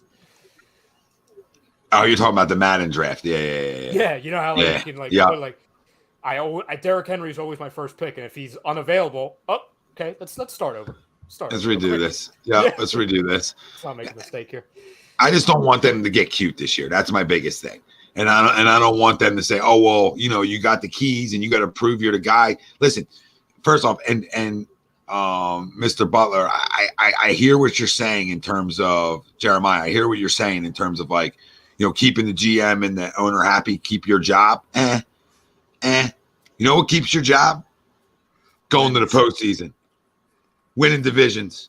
Okay, because you can't get fired when you do stuff like that. You understand? It's hard to get fired. All right, you think Nick Sirianni's winning a division and maybe winning a playoff game, and he's getting fired because they were a little bit closer to balance? Come on. Worst owner of all time if that happened. Jeffrey Lurie would be the worst owner of all time if he did that. Jalen takes a step, okay, you're still gonna find that out if you run the ball early in football games. So you're not gonna not find that out. Are we okay? Is everybody okay out there? You're still gonna find out if he can play or not. Are we serious? Just because you're a top 5 rushing attack doesn't mean your quarterback can't play. Come on. This is 2022 NFL. You got to be able to do both extremely well. Not everybody's going to be the Rams of last year, where Stafford was just proved to the world on how he's arguably probably better than Rodgers. You know what I mean? I almost want to say it. Matthew Stafford might be better than Aaron Rodgers, and I think he proved it last year just because of what he wanted to do. But they didn't have the best rush. You know what I mean? I don't know where they ranked out the Rams, but I felt like they really threw the football around, right? But that's an anomaly. That's an all-time. That's an all-time numbers. That's a special quarterback, right? The guy making no lookers in the Super Bowl. That's special. All right. So you got to be able to run the football. To your point, Tom, one, I think it'll be interesting to see where the Rams rank this year, because where they ranked last year is a little skewed because Cam Akers towards ACL or the week 1 or whatever. But to your point with, hey, you could still be a really good quarterback but still have to run the ball. 2 years ago, Austin Eckler on the Chargers was the number 1 running back in fantasy.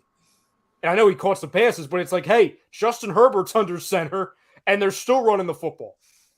Jalen Hurts could be really good this year, but he's not Stafford, he's not Mahomes, and he's most certainly not Justin Herbert.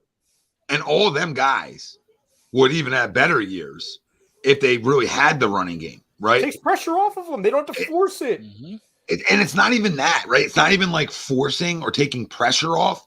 It's just the defense can't just assume you're going to just drop back and throw the ball all game. Like play to worry about. We talked about when Andy was here. Andy, and Doug, I love the West Coast offense, but play action doesn't work if you don't run it at all. And you know me, I defended Doug, I defended Andy because I think they're 2 really good coaches, right? I want to make that clear. I think Andy's a great coach, but that's where Andy got in some trouble at times because he was just fake it in a belly, and it's like nobody in the country. We all sat on our couch and said, pass play. So, we were screaming about this for the first 7-8 weeks of last season. I was screaming every week, you're taking the R out of RPO. It's just PO. It doesn't work. It's not a thing. You don't hear them. Oh, you're running the PO offense. No, it's RPO. Run. And that PO was a big PU. So And Kyle Shanahan's kept a job with some underachieving late in years, right? By guess what? Running the football. Okay, I'm not telling you to run as much as he does in playoffs and let your quarterback throw the ball 7-8 times, right? But what I'm saying is that we all think Jalen is taking a step, hopefully, right? And if you want to believe that Jalen's taking a step, this isn't going to lie to you. It's not going to be like, oh, well, you ran it 47% of the time and you were top 5 in rushing, so that means his numbers are skewed. No, you're going to find out if he can sit in the pocket and deliver a ball into an open window, right, guys? You're going to find out if he can throw a guy open. We're going to find out if it's one look and go. All that stuff will be seen on tape for them to find out if he's the guy. But this year, I want to do us all a favor. And I speak for myself because there's going to be times that we're going to lose football games, and I might come on here and be aggressive about it, right? And hopefully I'm not. But he deserves this year. And he's going to get scrutinized through this year if he is not successful, right? But he deserves this year. Mm-hmm. He's your pick. He's your second-round pick. And it's the best. Forget it being the best for him. It's the best for us. Because if he's good, all that draft capital, you know where that could go to? Something other than a damn quarterback. It could be things that can help the quarterback or help the defense.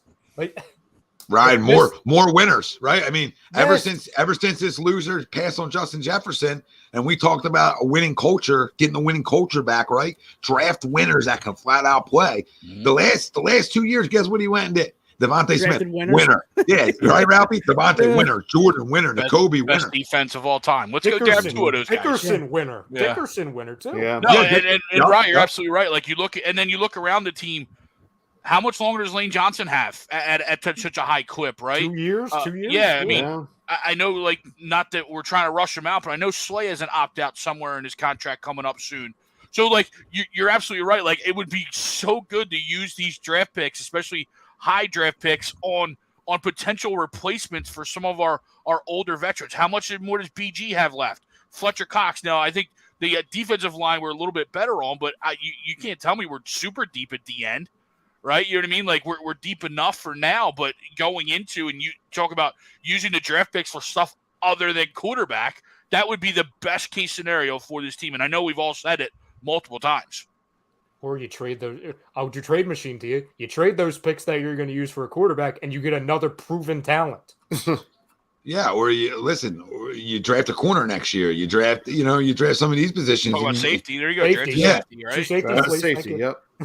So I mean, there's options if he can develop. And Philly D's right. I mean, our offense in 2017 was set up by the running game. And I know, Jeremiah, you said one more thing about Laurie and stuff like that. And I said it earlier on. I said it last. I said. I mean, we all know this is public information. It's not like I'm not breaking news to you that he wants to throw the football. So I look at that and I say, okay, that's going to be a little bit of a back and forth on it.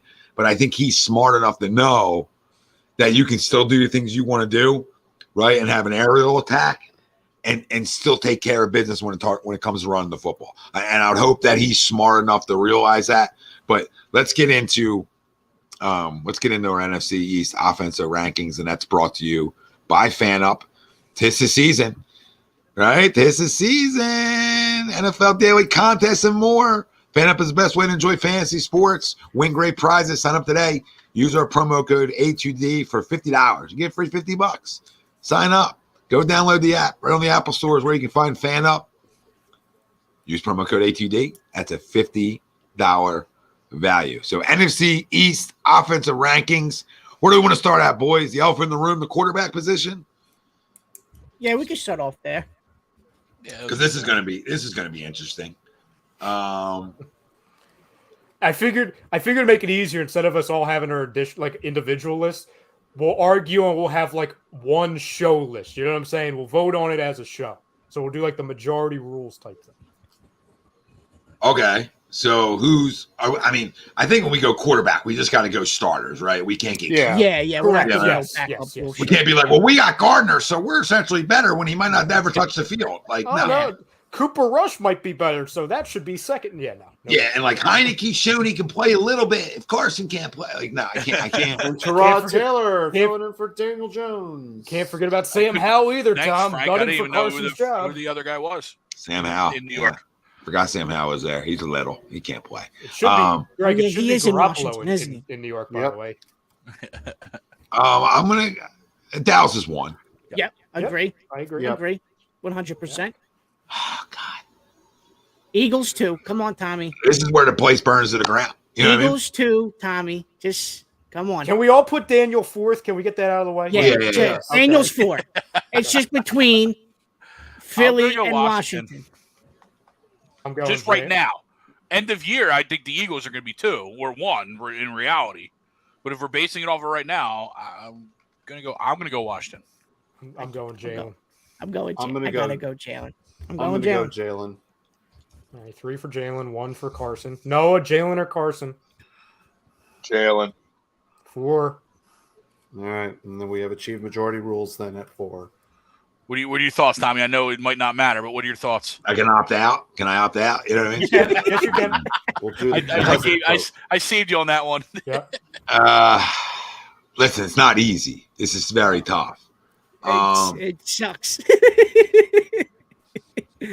Oh man! But listen. I'm not a Carson guy like I was, used to Me be, right? neither. But Me neither. It's starting he's right now. He's better.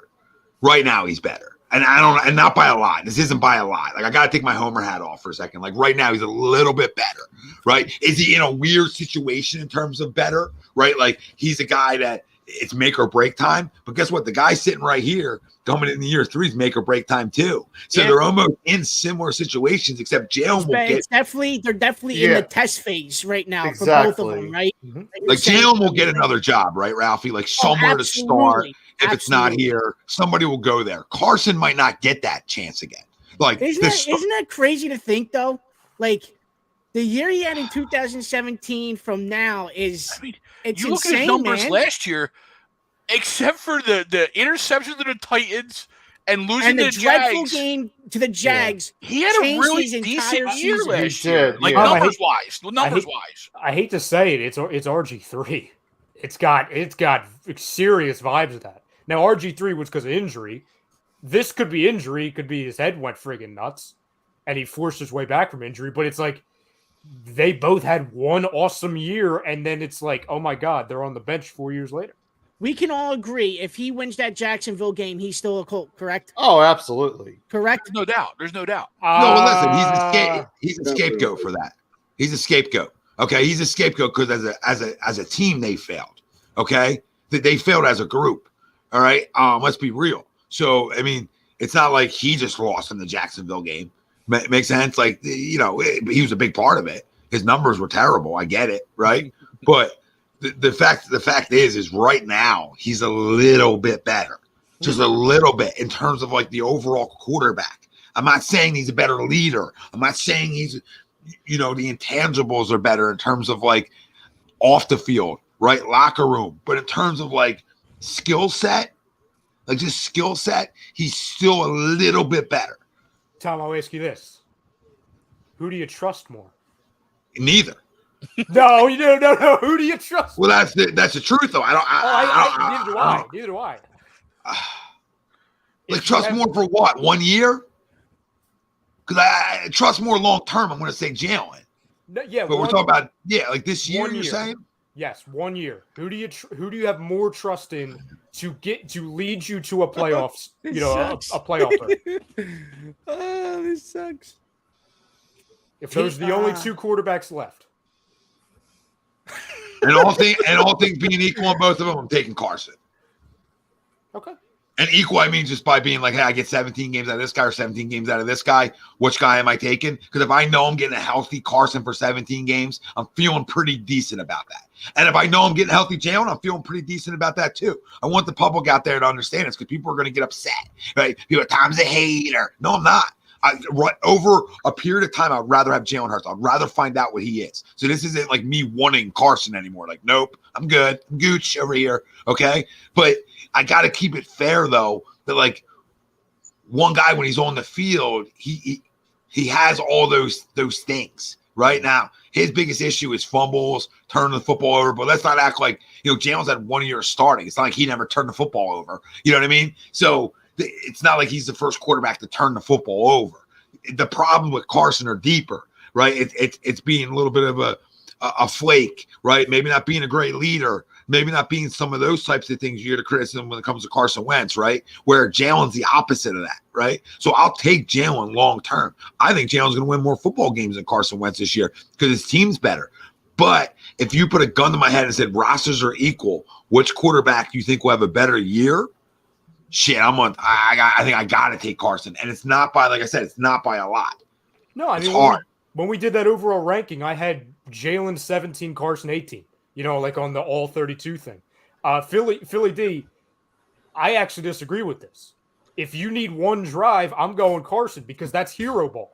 Like if the game's on the line, you need 6 points, I'm going Wentz. One, because I know he's done it. He's done it with no weapons. That was like all of 2019. I understand Jalen, he's played way less, so, the sample size is lower. But if I'm looking for hero ball, I'm going Wentz. And I'm not saying that means he's a better quarterback. But, like, under that scenario, if I need one game-winning drive from our own 20, I'm going with Wentz. Well, the fact that Hurts doesn't have – we've seen it. If you need somebody who's got to throw the football and get you down the field, and I'm Hurts. I'm the opposite of Tom, where right now I'm taking Hurts. But – if I'm going one drive, I'm going Carson because at least I know he can get the ball down the football field if you have to throw the ball. And that's, to me, that's the X factor. It might end up in the opposing quarterback's arms, but by that point, if you need a game-winning drive, it doesn't matter. Okay. So how about this? Forget game-winning drive. What up, Ev? What up, Ev? What up, Joseph? He's taking Wentz too. Okay, 2-minute drills. First half, second half. Carson, I've seen it. Carson. Yeah, it's got to be Carson. Carson. Yeah, So I think this is where the small sample size for Jalen kind of works against him, right? Mm-hmm. And to your point, right? Long term, Tommy. Yeah, let's see what Jalen has, but we're going with the devil we know versus the devil we don't know in these kind of hypothetical gun to your head same roster scenarios, right? If I'm signing up for 2 drives of Carson Wentz, I'm doing that all day long. I cannot live with the full game Carson Wentz ever again. Like I'll get drives where he looks awesome. That's fair, right? But remember, we watched this guy here throw for 54 yards through 3 quarters. So we watch ineptitude here at times as well. Now Jalen has a bigger upside because we don't know it. Right? That's the only reason. Because it's an unknown. Where Carson, we sort of know what he is. And I think he's a very good quarterback that needs to fix some other things that could really get him to be with a playoff team. But if I think Washington is what I think they are and better than Dallas, it has to be because of him. Mm-hmm. Like he has to play a good role in that. But listen, I'm not going to argue anybody taking Jalen over Carson. Like I said, they're so close. That's the clear winner here. Clear winner in terms of this little exercise, in terms of the quarterback winner. He's not a winner. Win shit. But he's a clear cut 1. Jalen ends up being clear cut 2 in terms of voting here. Carson's 3, and Brian Dable is 4th. So that's the best option they have. So running backs. This is an interesting one, boys. Do you want me to pull the depth chart? I mean, if people are stupid, yeah. It depends. I don't know if guys watch football here. So, I mean, maybe Noah needs it. Put your glasses on, Noah. Okay, so you have a situation in Dallas where the name's there, but the skill set's not the same. Now, in terms of this ranking, you obviously, from here on out, obviously what you have on your roster matters too. Outside are we for this one? We're just doing starting running back 1, right? Or are we doing? We're not doing like. I thought we were doing. I think we do the group. Yeah, now we go groups. Okay. Or if you want to go, I think at this 2, point like for groups. this one, I don't know. But I think you got to at least go deeper. 1-2 for running guy. backs. 1-2 for running backs. Yeah, I mean, I'm not gonna lie either. It's the Cowboys are number one. It's Cowboys won. I mean, let's just not lie to ourselves, guys. I disagree, though. I disagree. One guy's a shell of himself. Pollard's a good back. He's shown that, but he's not like prime Zeke. Okay. I don't know what Ezekiel is anymore. I do know, I do like what they have in Washington. I do like myself some Gibson a little bit. I don't know who his backup is. It'll probably be Robinson. They have McKissick there, but it's going to be Robinson. Okay. I thought it was McKissick that was there too. Okay. You talk about the Giants. I mean, healthy Saquon's a problem.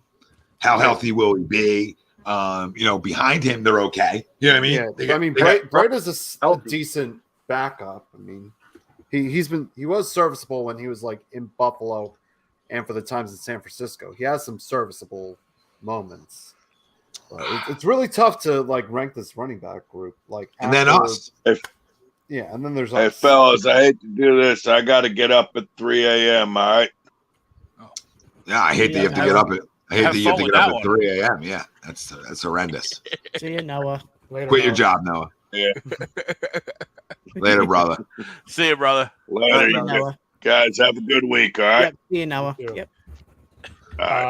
Giants offensive line's not there. I mean, you factor this into it a little bit, right, boys? Like they're not to where they want to be per se.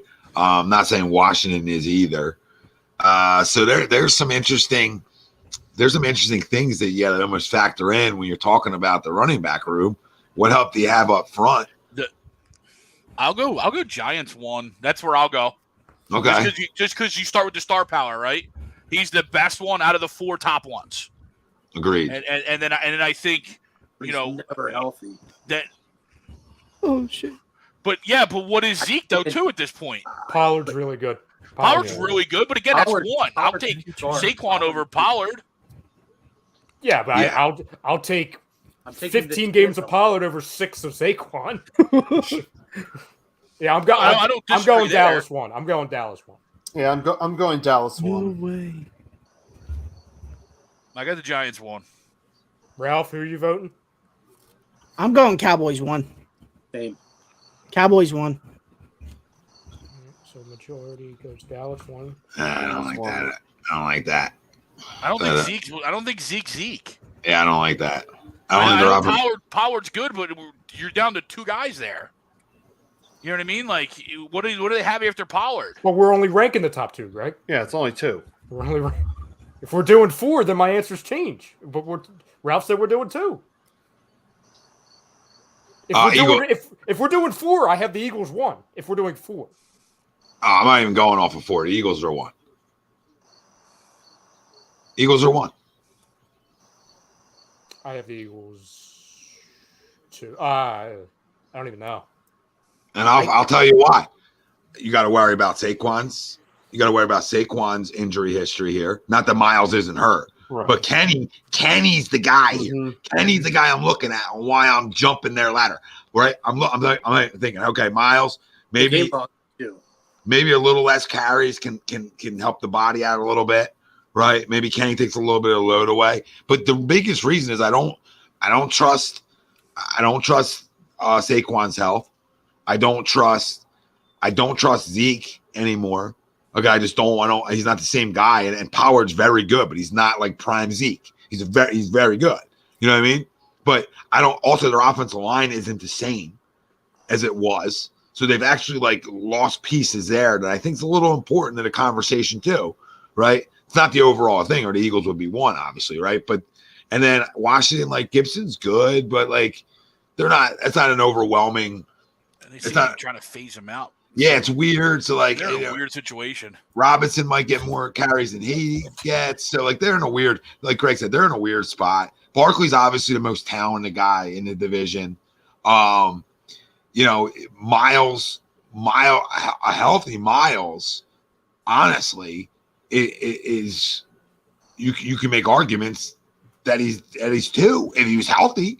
Because at this point in Zeke's career, right? Like, is at some point in Zeke a lot of wear and tear?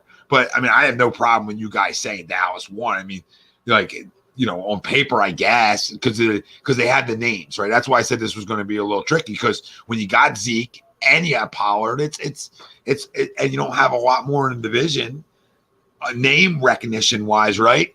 It's hard not to take Dallas. So I get it. I'm sure I'm in the minority. I have Washington 2, Eagles 3. I'm low on the Eagles running back, so like I know I'll be probably the only one that says that. I mean, looking at our running back core, I originally had the Giants at 2. So it's Dallas 1 then, right? Yes. That's what the majority rolled? Yes. Okay, so the Giants are back in play. For me, for example, right? You know what I mean? Right. So I originally had the Giants at 2, but I'm going to switch it. I'm going to go Eagles 2, Giants 3, Washington 4. I'm with Frank.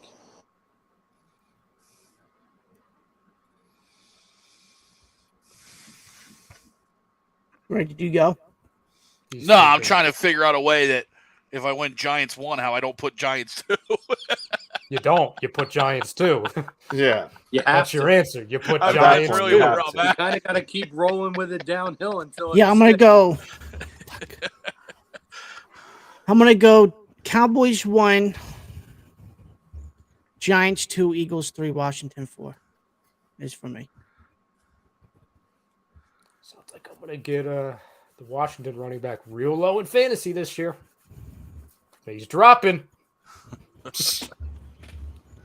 mean, I think I talked myself into giving Dallas 1 with you guys, just by, I guess, talking about it. I don't know.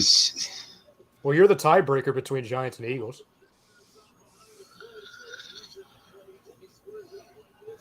The thing is, whether you who's the Giants backup? It's Matt Breida. Breida. Breida. to me, the whole factor is you're looking at the rosters, right? Injury issues with Saquon, question marks with Zeke, injury issues and question marks with Miles Sanders. Whatever's going on in Washington with Gibson and whoever else is going to be behind them, I look at Dallas and I say, okay, even if Zeke isn't Zeke anymore, I look at the number 2 spot. To me, Tony Pollard is the clear number 2. Mm-hmm. He's a guy who could start on a lot of teams, honestly. And I look at that factor alone, I think there's less question marks there. I think he could fill in and pick up the slack for Zeke. And they, as a team, won't miss much of a step. As opposed to us without Miles, there could be a drop-off. We know with Dallas, if you're running Matt Breida out as your New York, and you're running Breida out as your number 1, you have issues then. And kind of similar thing when you look at Washington. Huge drop-off after Gibson, and we don't even know what the hell's going on over there in terms of their whole depth chart. So I just think Robinson's a guy from Alabama, right? Yep. Rookie. Yep. Yeah. He'll probably be the starter by week 2. Yeah, he runs hard. And he was one of those that was buried in Alabama, so he's not beaten up like some of these guys are. Yep. No, he's a guy you'll like. Not you, the people. Like, he's a guy you'll like because he's going to try to run you over. Problem with Dallas is the Chrome's point. Let's call Power what he is. He ain't guy who he's not a guy who wants to lower shoulders. He's not Zeke Power. Like, he's a guy who can fly, right? And he's a guy who can make you miss and have big plays in space, right? The problem is if you're not creating the space, I got to really pay attention to how much of a vision guy he is, whatever. But they're a good change of pace to each other because you sort of have slow pound, whoop, guys right by you, right? And I think that's what makes him even more successful. He's like a poor man's Eckler, to where he can catch passes. He's a dual threat, but he's not running anybody over. Yeah, he's solid. I mean, listen, I'll look at it like this.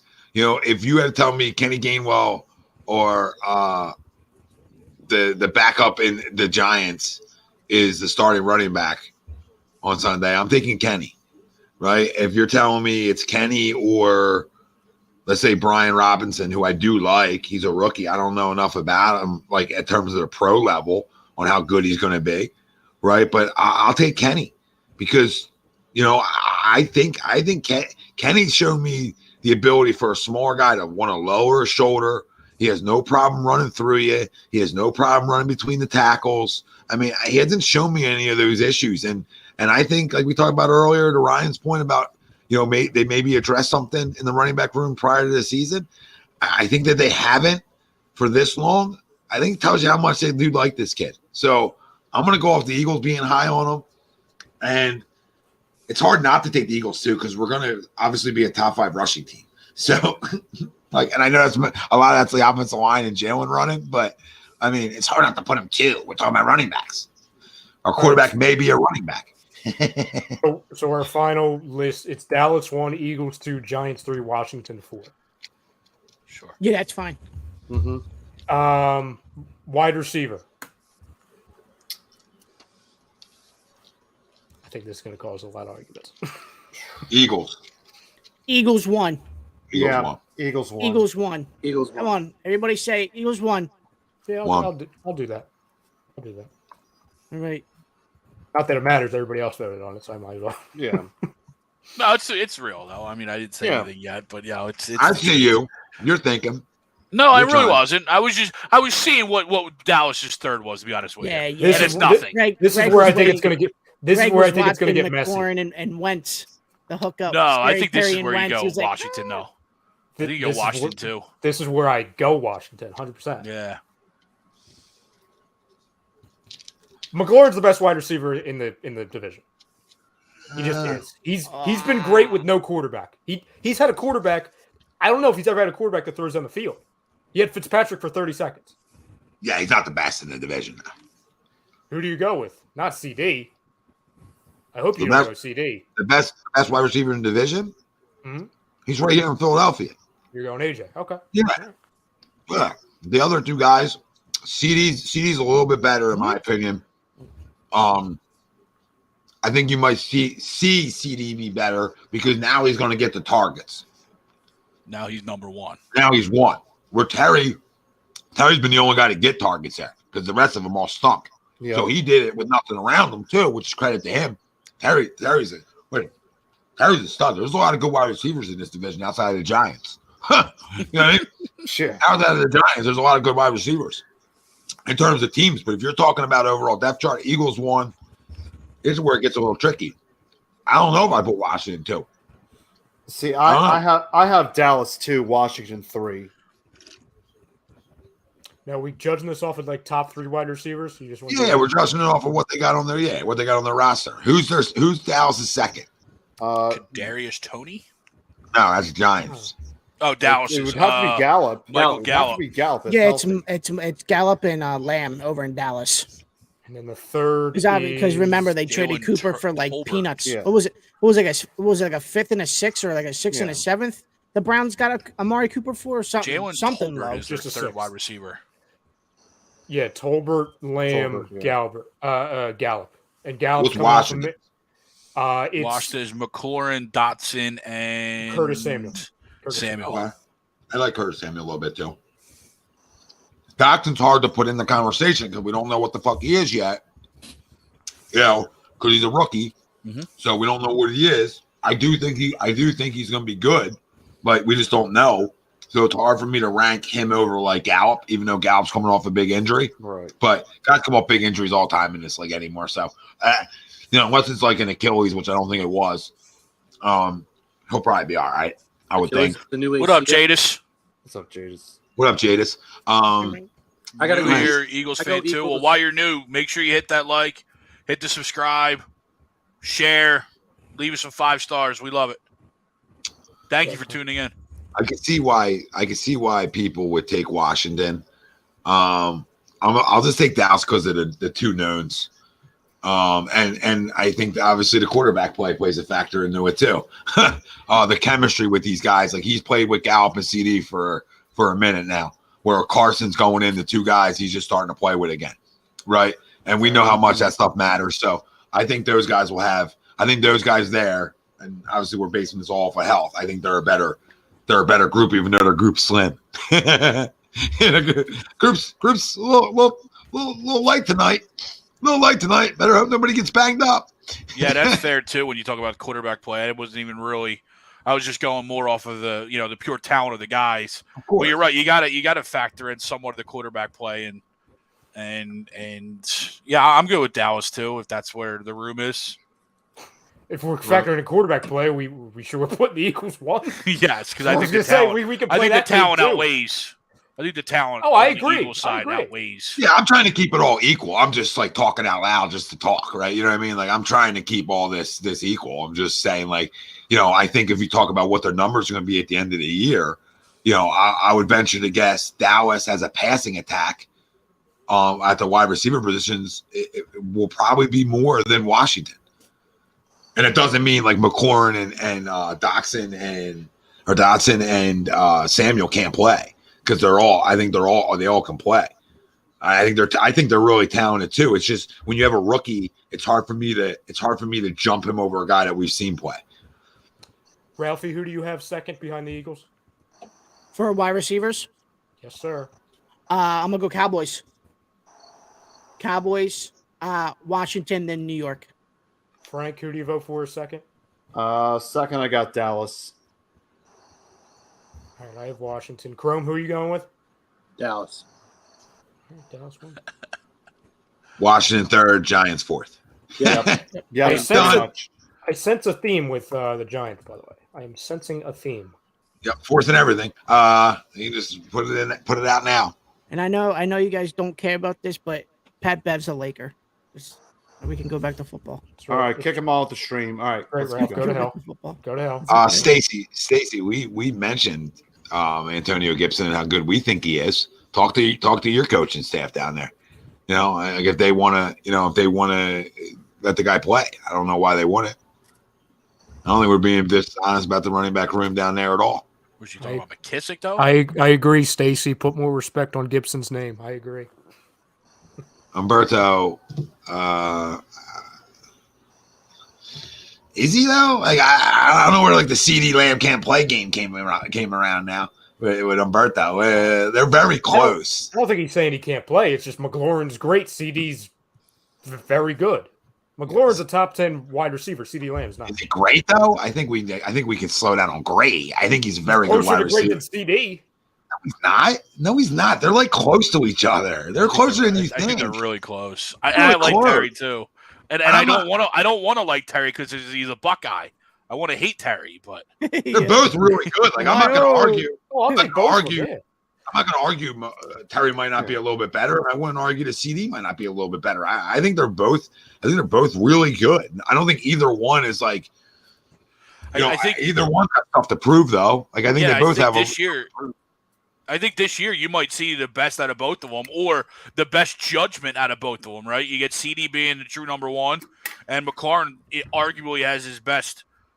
And that's not saying much because we know Carson has his best, quarterback that he's ever had. Sam, two things. One, stop yelling. It's 11:38 at night. You're gonna wake somebody up. Two, we'll agree to disagree, Sam. It's great. It's so easy. I disagree with you. You disagree with me. And I disagree with you too. Okay. Maybe I don't have to see them all, but maybe top 15. Oh, Ralph down. Ralph down. He's so bummed about Pat Bev. Yeah.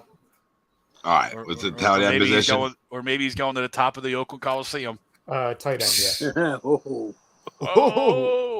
wow. Guys, nobody's saying that Terry McLaurin is not a little bit better than CD Lamb. I think people need to slow down like that. Like CD ain't right there. And CD's coming into his third season now, where Terry's been around a little bit longer than him, too.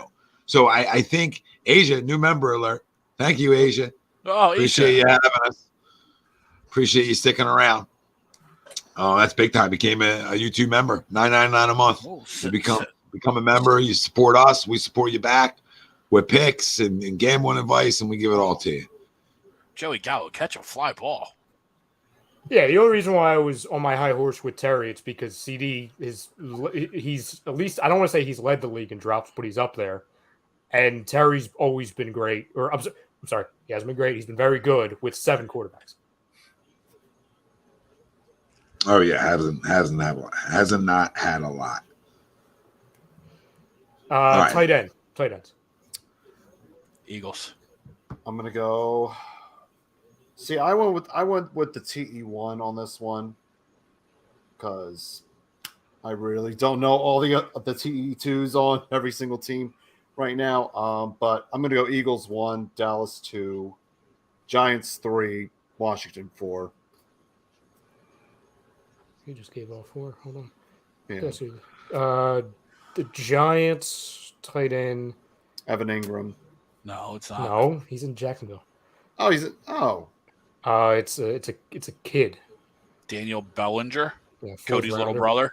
He's solid Ingram. I might have Washington above Dallas at 2, by the way. Logan Thomas. Logan Thomas. Thomas. It's his health. Right? It's his health, Yeah. right? Yep. I mean, Dalton Schultz is, it was a touchdown machine, but I think Logan Thomas, if healthy, is a better pure tight end. Schultz has great chemistry with Prescott too. He's like the safety blanket. So real quick, they almost have like the same amount of catches over the last 2 years. All right, almost the same. I think they have the same amount of touchdowns, and I think McLaurin has about 100 more receiving yards than CeeDee Lamb over the 2 years, because obviously CeeDee has only played 2 years, right? Their numbers are like almost spitting images. I think like I said, Terry might have 200 more yards receiving. I think their touchdowns, he has 9 over 2 years. Like they're that close. Yep. And CD has 11 over 2 years. So like their numbers are like they're like spitting images of each other. Both like 77 catches, 79 catches. Terry had 87 2 years ago, had 77 this year. So a little bit more receptions for Terry, a little bit more yardage, more touchdowns for CD, and yards per catch was a little up for CD. Right, just talking just strictly off the stats, like that's how close they really are. Like where, I think that's where. How's it stop though? Okay, he's had a lot of quarterbacks. Good. So you think CD can't play anywhere else? So if you think CD ain't getting, look at targets. How many more targets did Terry have than CD? I'm not looking at those numbers, but I would like to find them out. I would like to dive into that a little bit. If we're going to get technical, they're close, guys. Why can't people be close? Why can't people be like, hey, I think this guy's a little bit better, or I think this guy's a little bit better? Neither one is head and shoulders better than the other one. What were you looking for? Targets? Do you want targets? I don't know. Yeah, I don't know the targets, but I would assume he got more targets. Greg, you got it. I have it too. Yeah, I'm pulling it up now. I just know I'm on Terry's screen. Last year, Terry was targeted 130 times. Why didn't that work? And then 134 the year before. Okay, the year before he actually had a better year because he had 87, pretty much the same amount of targets, right? Listen, Terry can play, dude. Like this are the people out there. No, like I ain't knocking Terry. I'll take him yesterday. I'm just saying, like I think these guys are close. How many targets CD get? I'm pulling it up. CD was targeted 120 and then 111. So way less. So in 111 catches, 111 targets, 20 something plus less. In 2020 or 2020, he had 10 less catches. And how many targets? And he had 14 less targets last year. And I think he had more catches. So this year we'll see how much that was based off of him being the number 2 on secondary coverage. You know what I'm saying? Him going against the second. No, of course. But now he's going to get the targets go up though. Sure. So he's still going to be a guy who catches 75 plus passes. That's my point. Just like, you know what I mean? And just like Terry's targets are going to go down a little bit. But guess what? I think both guys may be getting the end zone a little bit more. So I think now that, like I said, this is one of the bigger reasons why I think Washington's going to be better than a lot of people expect. Terry's the best weapon Carson's ever had. And Carson, as much as we rip him, he's the best quarterback Terry's ever had. He actually throws the ball down the field. To where if both of them are healthy, they're going to feed off of each other.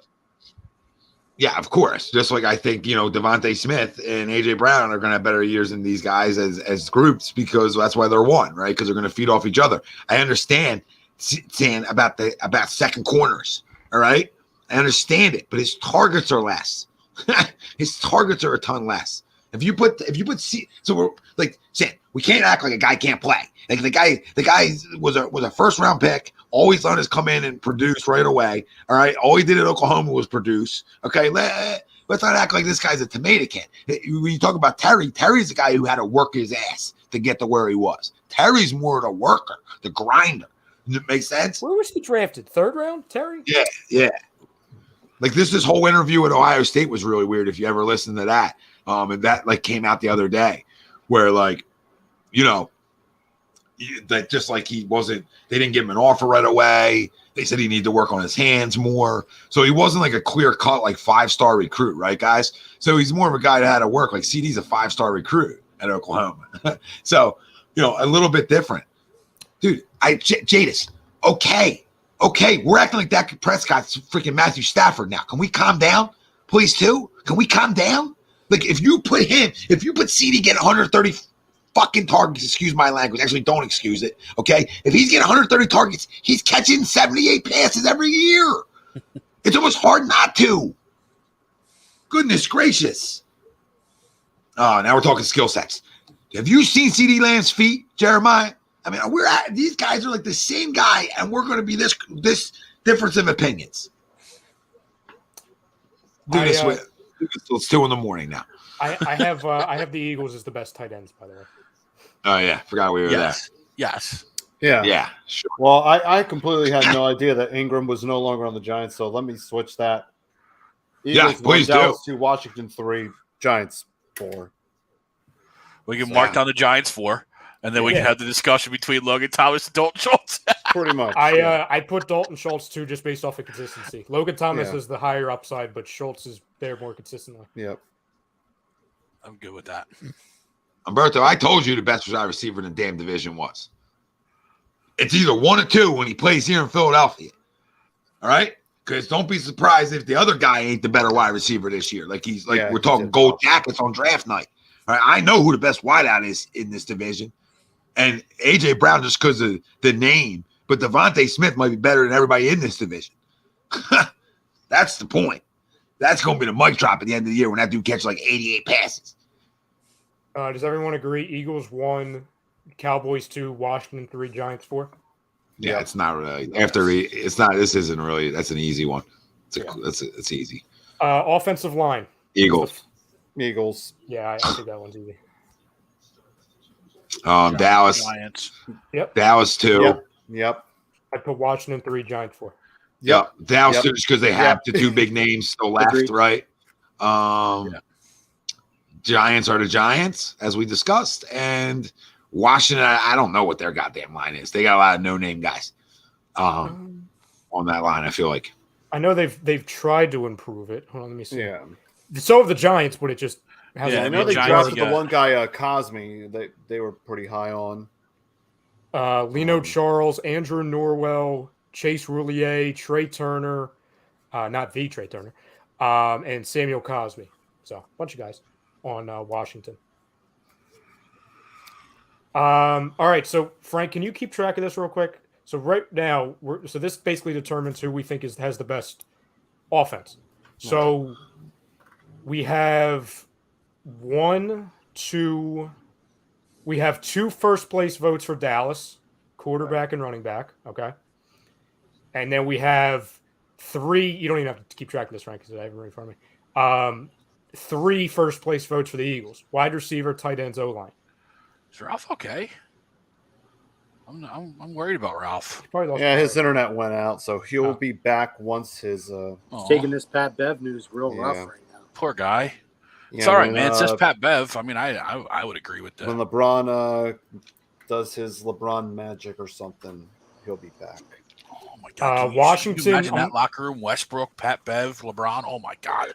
Washington has, the Giants have the 4th best offense. I'm looking at the tally here. Because they have the worst quarterback, wide receivers, tight ends, O-line. The only thing they're not the worst at is running backs, and we have them ranked 3rd. Dallas under this would be 2nd, and then Washington would be 3rd. Yep. In overall, that's what I got so far. All right, so then we go to D-line. Which I'm glad, because we all sat here and agreed that the Eagles have the best roster in the NFC. So I'm glad this experiment worked. I'm glad we're not liars. I'm glad we are not liars. D-line easy for me. I'm going Eagles 1. Hold the phone. D-Line conversation is brought to you by Manscaped. Get 20% off and free shipping with the code A2D at manscaped.com. Unlock your confidence and always use the right tools for the job with Manscaped. Frank obviously has. That's why he's got a quick trigger finger. I'm very quick at other things too. Oh, ladies, hold on. We're coming in for a landing. That's on Within 2 minutes. Tinder bio. That's on his Tinder bio. I like to say I'm a 2-minute airplane right away. Yeah. Hold on, Allah. Lock all windows and doors.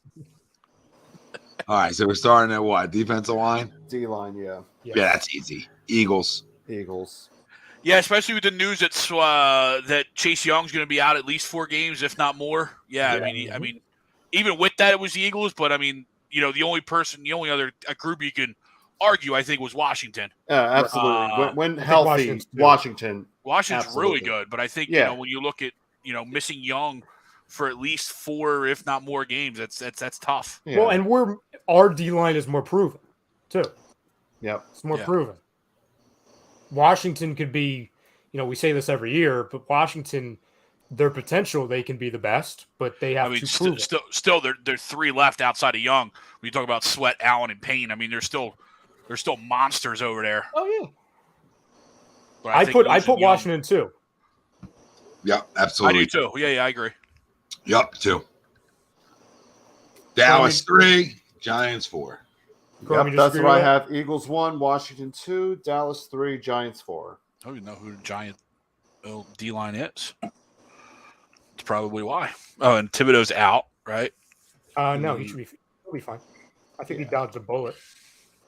I do like me some Leonard Williams. Oh, Leonard Williams likes the Philadelphia Eagles. Yeah, I do like me some Leonard Williams. He's an Eagle killer, that Leonard Williams. But yeah, I mean, it's nothing. Dallas 3. I should just put Giants 4th all the time. It's so easy. Linebackers. This is a tough one. This is a tough one. But I think it's got to be a Dallas Cowboys. I got Dallas 1. I got Dallas 1, Eagles 2, Giants 3, Washington 4.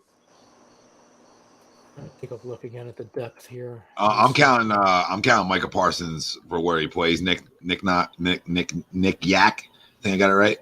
Yep. Nick Yak. Sorry. I'm counting him as a linebacker that can get after the quarterback too. So I can't put him in both places. So I'm going to count him as a linebacker, even if because that's where they're going to win this at per se. Like they're not going to win this voting if he's a D lineman because the Eagles are still deeper than them and better than them, right? And so is Washington per se. So the way they win a grouping is by doing it this way, where it's just the position he plays, which is linebacker. So him and Van Der Esch, they're the 2 best. And they added Anthony Barr, as well. We forgot about that the other night too, Greg. And he's right. A really good linebacker. Asia, $5 super chat, real quick, right? Because I know we're keeping it moving. Did you see Tyrese Maxey on the football field throwing passes? I'm not an Eagles fan, but dang, is there anything that kid can't do? Nope, he can do it all, Asia. Appreciate the super chat. Good. Really even play-by-play during a Phillies game. Yeah.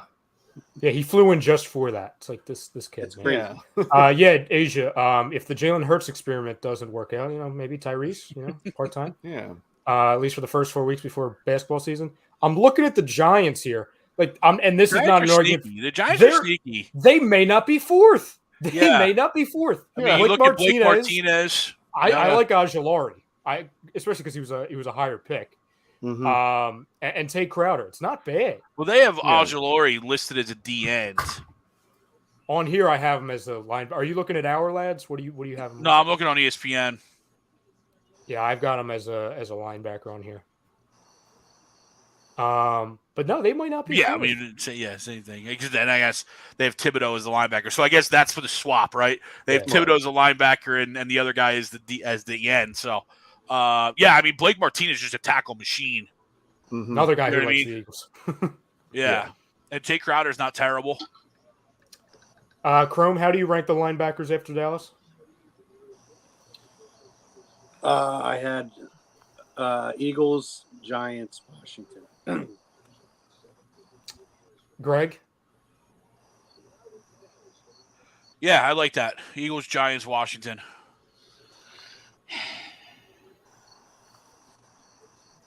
Feels so weird putting the Eagles too.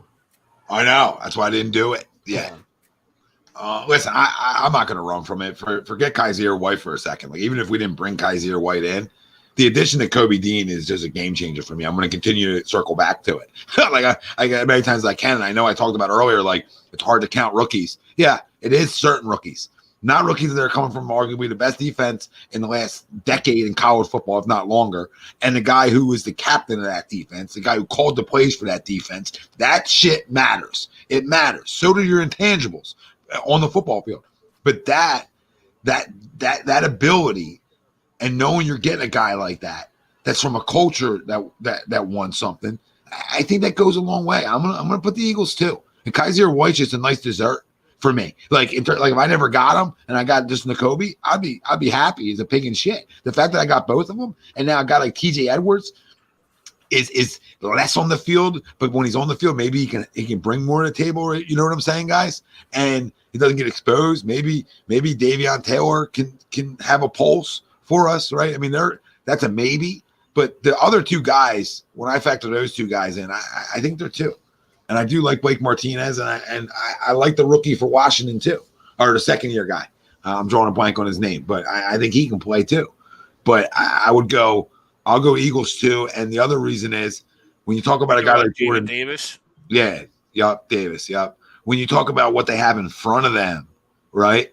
And they got a guy like Jordan Davis in front of them, I think that makes life easier on guys like Kaiser White and Kobe Dean. So I don't want to put that too much of a factor, but we're talking football here, right? So we got to talk about what the impact of the guys in front of you, how they impact your play. Right. Woo. If Nakobe started this year, he have 120 tackles. If he played if he was a 3-down linebacker and played every snap, he would have over 100 tackles because of this line. Based off of what I've been saying, like I have to put the Eagles too because first off, they're like raving about TJ Edwards. He had a great year last year, or for our standards, he had a great year. I hate this. I hate it. What? I hate it. Not you. I hate the rave in preseason. Makes sense? Like TJ Edwards had a good year last year. Let's rave about him for all the freaking beat reporters that want to just give us information because Nick Sirianni asked for information from the fucking beat reporters. Get a clue, first off, okay? Not you, the person who said that on our YouTube channel the other day, all right? I don't care. Nick Sirianni asked Elliott Shore-Parks for his numbers. Get a clue. No, he doesn't. Then they don't watch film then. Then they don't do their job. If a coach is asking a beat reporter for numbers, the coach would be fired immediately, especially if it's Elliott. That's called not doing your job. That's called working a half schedule if he's asking a freaking beat reporter. I just hate when they do this. So, like, guy had a great camp. Like, maybe he is having a great camp. But you know this, and this isn't directed at you. It's directed at the people reporting it. Like, when the lights turn on is when it matters. So if TJ Edwards is looking great in camp, cool. That's good. It's not a bad thing. It's better than looking bad. But when the lights turn on, does he look as good? Right? For all these guys. Like, I don't care if you tell me Nakobe Dean's having an amazing camp. It's not going to change my view on him, right? There's like TJ Edwards, I think, is a serviceable guy in this league. He's a good backup to have, right? And that's a positive thing. Because he started, right? He's had starter minutes, right? But none of it matters. Like, you can say my favorite player. Like, oh, Devontae Smith's footwork looks great. Okay, well, we know this. Thanks, guys. We had no clue. You know, Devlin, we're not saying he should know it off the top of his head, but he should not be calling a beat reporter. They have statisticians on the sideline. That's what a staffing department is. But it's the only sport we do this in, right? Not again, Ryan. This is nothing about you, right? It's the only sport that this happens in. Like, you don't watch NBA preseason games or practices and be like, man, this guy looks amazing in camp, right? It just never happens. It never at baseball. Like, we might do it like, oh, Moniak. Moniak's having a great spring. That aged well, right? I disagree with you, though. People do it fraudulently about Summer League. They do it there. Well, I know, and that's like I said, that's Dry Jock City, and it's like 90% of those guys aren't even going to sniff the league, so it's a waste of time because we fell for it, right? When like this is where I got to this point, right? I've been duped, so I've been duped in Summer League Ben Simmons, I've been duped with Summer League Markelle Fultz, I've been duped with Sam Bradford preseason. I've been duped. So one Paul G League. Yeah, once you keep punking me, I turn it off. And where's Ashton at? What I mean by turning it off is I don't care what's reported. The only reports that I look at and say, "Oh shit," is Slay went down today. I don't like to hear that. Reports. Yeah. So it's not a shot at you. Like you're just saying what guys are saying. No, it's a shot at these guys. Like this guy looks great in camp. Okay. TJ Edwards looked good on the field last year. I think we all thought, right? Yeah, so he was fine. Like it's better to hear. So it's his 4th year. I would hope he's looking better and better. But he's also he's also an undrafted free agent. So True. But he's a great third middle linebacker to have, right? Like if he's your third middle linebacker per se, or third linebacker on the field at times, like you're okay with that. You're okay with that. It's funny. My biggest argument point for putting the Eagles second was it wasn't even TJ Edwards. It was that I said Kaiser Waite was going to be the first Eagles Pro Bowler at linebacker since 2005 last week. So it's like, okay, if we got a Pro Bowler back there, I've got to put him up there. Yeah, and I said the same thing about Nakobe. Like I think Nakobe is going to be pushing Kaiser in a way. Like they're going to be the two linebacker sets when you're running 2 linebacker sets. I mean, that's not even. I don't think that's even up for debate because both can flat out cover. Both play the run game well. So I think it's a no-brainer. They're your 2 starting linebackers. I would be hard pressed to find if they put somebody else on the field. I'm going to be amazed. Like in terms of a 2-pack, which I think they'll probably run more 2. I would say, right? I don't know. Maybe we need Chucks for this one. You know what I mean?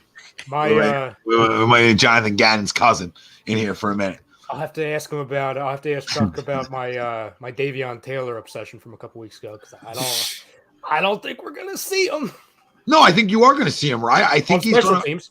No, I think he'll get. I like keep saying minutes, right? I think he'll get some minutes. Like I think he'll get some run. And he showed some flashes last year, and then he got hurt. So, like at least when he was on the football field, he showed some flashes. I said Umberto, who's depth chart? Common sense depth chart. Well, I think I think what Tom's saying is by season's end, he thinks Nakobe's going to beat out TJ or fill in the blank linebacker. So where by season's end, or majority of the season, it's going to be that. If Nakobe outplays TJ for the first 4 weeks and Nakobe's not getting more playing time than them, then we have an agenda, which I don't think they have an agenda for an undrafted free agent. Mm-hmm. Sam, I'm not telling you can't see if guys can play in practice or preseason. I'm not going to tell you that. But the preseason was built for the guys that are fringes. It's what it's built for, baby. It's built for fringes. It's built for hard knocks. It's built for the guys that are fighting for that last roster spot. Why do you think NFL teams went from revving up their starters throughout the preseason to saying in week 2 of preseason saying, we ain't playing nobody? Why do you think that is? Because they want to get all these guys on tape and find out who can play in terms of the backups of the world, right? That's what it's for anymore. It's not like it was a decade ago where you're using preseason to get ready for the regular season. Now they use preseason to see who's going to make the team. now they win in practice now. Yes, sorry, that's even deeper. Yeah, well, because you can control the level of physicality in practice. Because about 4 or 5 seasons ago was the preseason from hell when, like 9 top stars got injured and had serious injuries around the NFL in like the first 2 weeks. So that's when like the players were like, okay, we're going to stop with these preseasons and we're going to deduct it by a week. It was like, oh, okay. Like people got panicked. To where, yeah, it has a lot to do with, hey, let's see, what these depth guys are, especially because we're going to give them, a full sample size of a game or 3 quarters. But it's also, hey, we could be like Nick Sirianni and say, okay, no hard contact for the first 3 weeks of camp or at all. And, you know what I'm saying? Like they can make their own kind of rules and regulations instead of, hey, instead of going out in a preseason, we're going to have 2-hand touch or flag, just to save themselves from injuries, for example. Gentlemen, good night.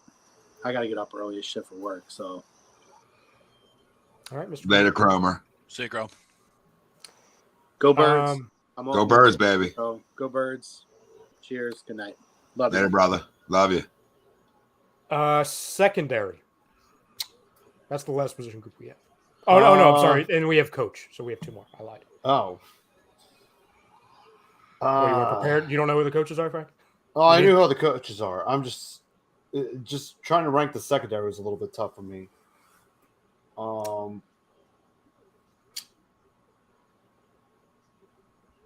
I'll go Eagles 1, Cowboys 2. Yeah, that's what I had 1-2. Eagles 1, Dallas 2. The Commanders. Well, Giants are 4. Let me check. You don't like McKinley? I like McKinley. Yeah. Adoree Jackson. Adoree Jackson. McKinley's good. Julian Love. Aaron Robinson. Jackson. They might be better than Washington. Yeah, I was gonna say I don't think they're 4. So they're probably 3. Dallas is probably. I don't think I could put the Eagles 1 because I mean, I Anthony think, Harris wasn't good at all last year, and he's 1. And then Omar Epps, and I know Marcus his name's Marcus. Yeah, No, yeah. Frank, I know I know where Jesus you're going Lord. with it. Oh, we got pitcher, we got fielder pitcher duty here in LA. Yep. This is where I just think the MLB should just end the game. Yeah, 10-run the game. rule. Just end the game. Dude, If the one team's gonna just give up by going to position player, just end the game. Greg, 10 after 7, 8 after 8, and then anything else is 8 after 8 after 8. 8 after 8. And then maybe you go like 7 after 9. 7 and then 9 if it works out that way, right? Where like the home team, you know what I mean? Yeah. Like the away teams. I mean, because it's just atrocious, and it's more often than not. Before it was very rare. Very rare. If you have big leads, the game should end, just like in every travel ball team we've ever coached, right? Like there's you're giving up to the fans, so the fans are already like whoever's left is already getting a terrible product right now anyway, right? You know what I mean? Yeah, it should be so 12 Milwaukee's after. already like waving it, so just end the game. It should be 12 after 5. You know what I mean? 12 after 5, dude. If you're down 12 after the 5th, you ain't winning that game. Yeah, no, you're right. Okay, then 10, 8, 7 or something, Yeah. I forgot the Cowboys. Yeah. I forgot the Cowboys have Kelvin Joseph. Didn't he get arrested, Kelvin Joseph? Probably. I feel like he got arrested. Hold on. If he's with the Cowboys. I hear you at the safety position, Ryan. I'm more or less going Slay Bradbury to me is better than any duo anywhere else in the Oh division. yeah, absolutely. Oh. You know what I mean? Homicide involving Kelvin Joseph. Oh. Okay. Oh. Wow. That's not a boat DOI. Wow. Wow. Yeah, I mean, I'm looking here. I mean, you've got Jordan Lewis, Trayvon Diggs, Malik Hooker, Jaron Kearse, Anthony Brown. It's a shame our safeties are such a mystery because Bradbury, Slay, Maddox is filthy. Yes. I also I mean, I agree. I like Hooker, at the safety position. And injury concerns. But he does get hurt. And those hookers tend to just lay down all the time. Well, real quick, who else did the Giants have? Because McKinley's a stud. Adoree's a very good corner. I want to crown Adoree. I like Adoree. Who else do they got? Darnay Holmes at the nickel. You've got Aaron Robinson on the one corner. You got McKinney, Julian Love, Adoree Jackson. Then you've got Darren Evans, just a guy. Dane Melton, who was a 4th rounder. Andrew Adams, who I think was on the Eagles for 30 seconds. I think that was the guy from Tampa. Yeah. Yep. Radarius Williams, who's a 2021 6th-round pick, and Cordell Flott, 2022 3rd-round pick. A bunch of young guys, because then they have 3 guys after that. I'm gonna go Eagles 1 then, and I don't love doing it because I agree with what you said, Rye. At least about Omar. In terms of Anthony Harris, he's proved to be able to take the football away a little bit in his time in Minnesota. I don't think he did enough of that last year. Maybe year 2 in the scheme helps him out a little bit. But again, the Cowboys don't have. I want to say they have great safety play. I mean, Malik Hooker is a guy who's been banged up a lot. What is he? And their other safety, I feel like, is just a guy. He's nothing like to write home about. I mean, their biggest thing is Trayvon Diggs takes the football away.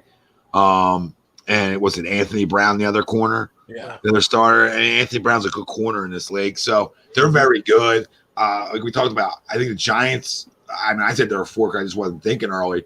But they're a sleeper, but they're more of, I think there's 3, though, because they're not as deep, right? And Washington 4. That's how I rank it out. Umberto, Logan Ryan's on the Bucs. Saying it's Marcus Epps we're talking about. Logan Ryan went back to daddy. I like that. Yeah, went back to the Bucs. Yeah. All right, so I'll put Eagles. Umberto, I put him 1. I put the Eagles 1. What is that? What are we saying here? I put him 1. I literally made the case the same as Greg did, and Ryan said, like, the 3 corners you have are better than any trio.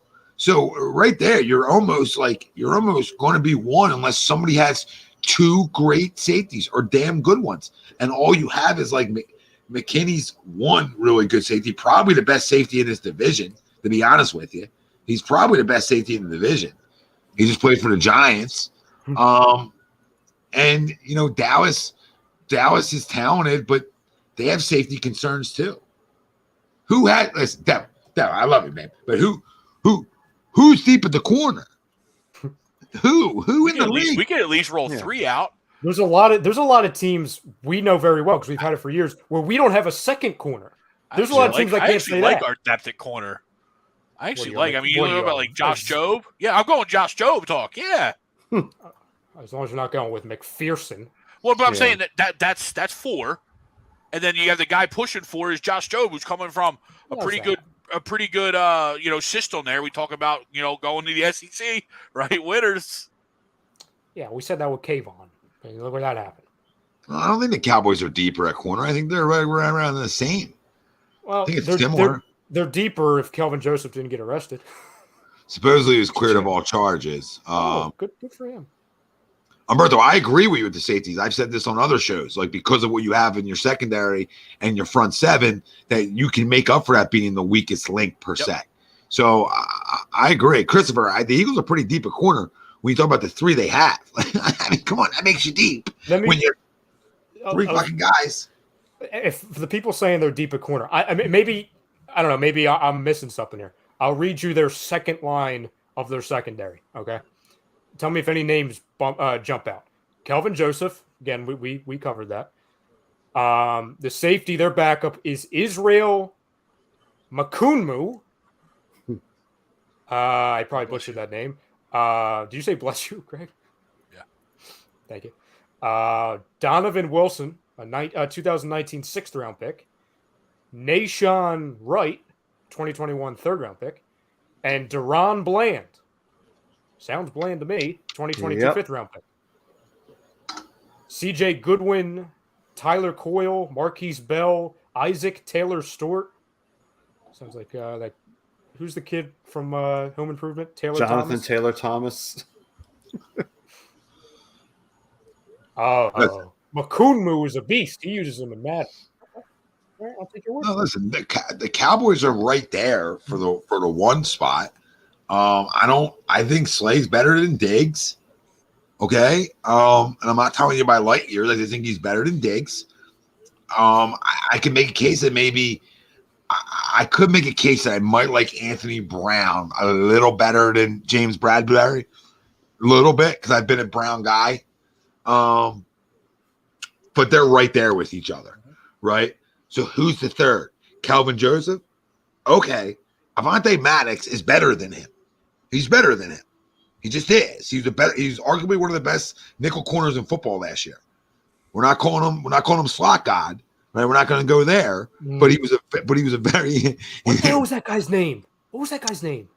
I liked him too because he was really good with the Rams. And then we were like, why did we only get him for $1 million? How could that happen? Well, we quickly. Oh my God! He has 7 names. Nickel Roby Coleman. I was going to say he has 7 Roby names. Coleman, yeah. Slot God. Philly D says Joseph's getting cut. Well, he probably is. I mean, he's just like we said. He's just a guy. He's just a guy at this point of his career. I don't think he's like special. I think he can be okay. We're just listen, boys. We're just 1. Dallas is 2. I think we all agree on it. Yeah. We keep. hammering the Cowboys fans that don't agree. We love you. We appreciate you being here, though. You would think we're putting them 4. You know me. I think I've always been pretty honest about the Dallas Cowboys and my thoughts on them, and I try to leave out my hatred because I hate the Giants more than them at this point in my life. But I try to leave it out if I can. If anyone thinks that we have a bias against Dallas, like as far as like picking against them, I've picked Dallas to win the division the last 3 years. Haven't always been right, thankfully. But if they're good, they're good. All right. So who has the most first place votes on both sides of the football? So on defense, the Eagles have 2 votes. Dallas has 1 vote. So the Eagles overall have 5 to 3. Based off of the other rankings, Washington comes in second. I'm sorry, comes in third, and the Giants come in 4th.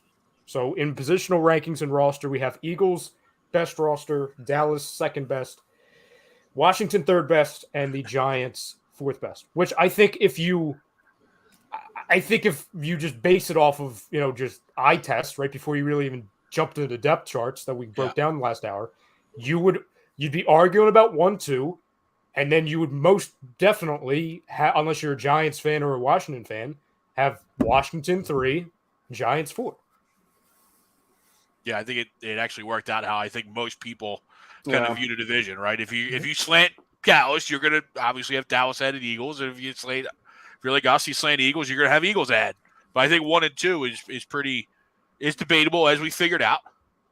But 3 and 4, I think, are – and it, again, goes to show that I think a lot of us on here, I know at least 3 of us, we're not sure about Frank, but at least 3 of us are semi in on Washington this year just to see what they do, right? You know what I mean? Like they're that sleeper team that could come up and shock people, or they could be exactly where they're ranked and fall in line, Yeah, they can stink out loud, right?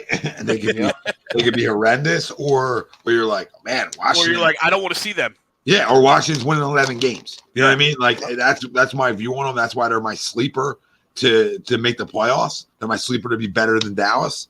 I don't think they're going to be better than us, but it would be fitting. We have we got a chance to win a division late in the season versus Washington, and this guy beats us somehow. Thankfully, though, we get Washington early, so we get a week 3 and then week 10, and then we're done. Okay, good. So that we don't got to worry about that then. Good.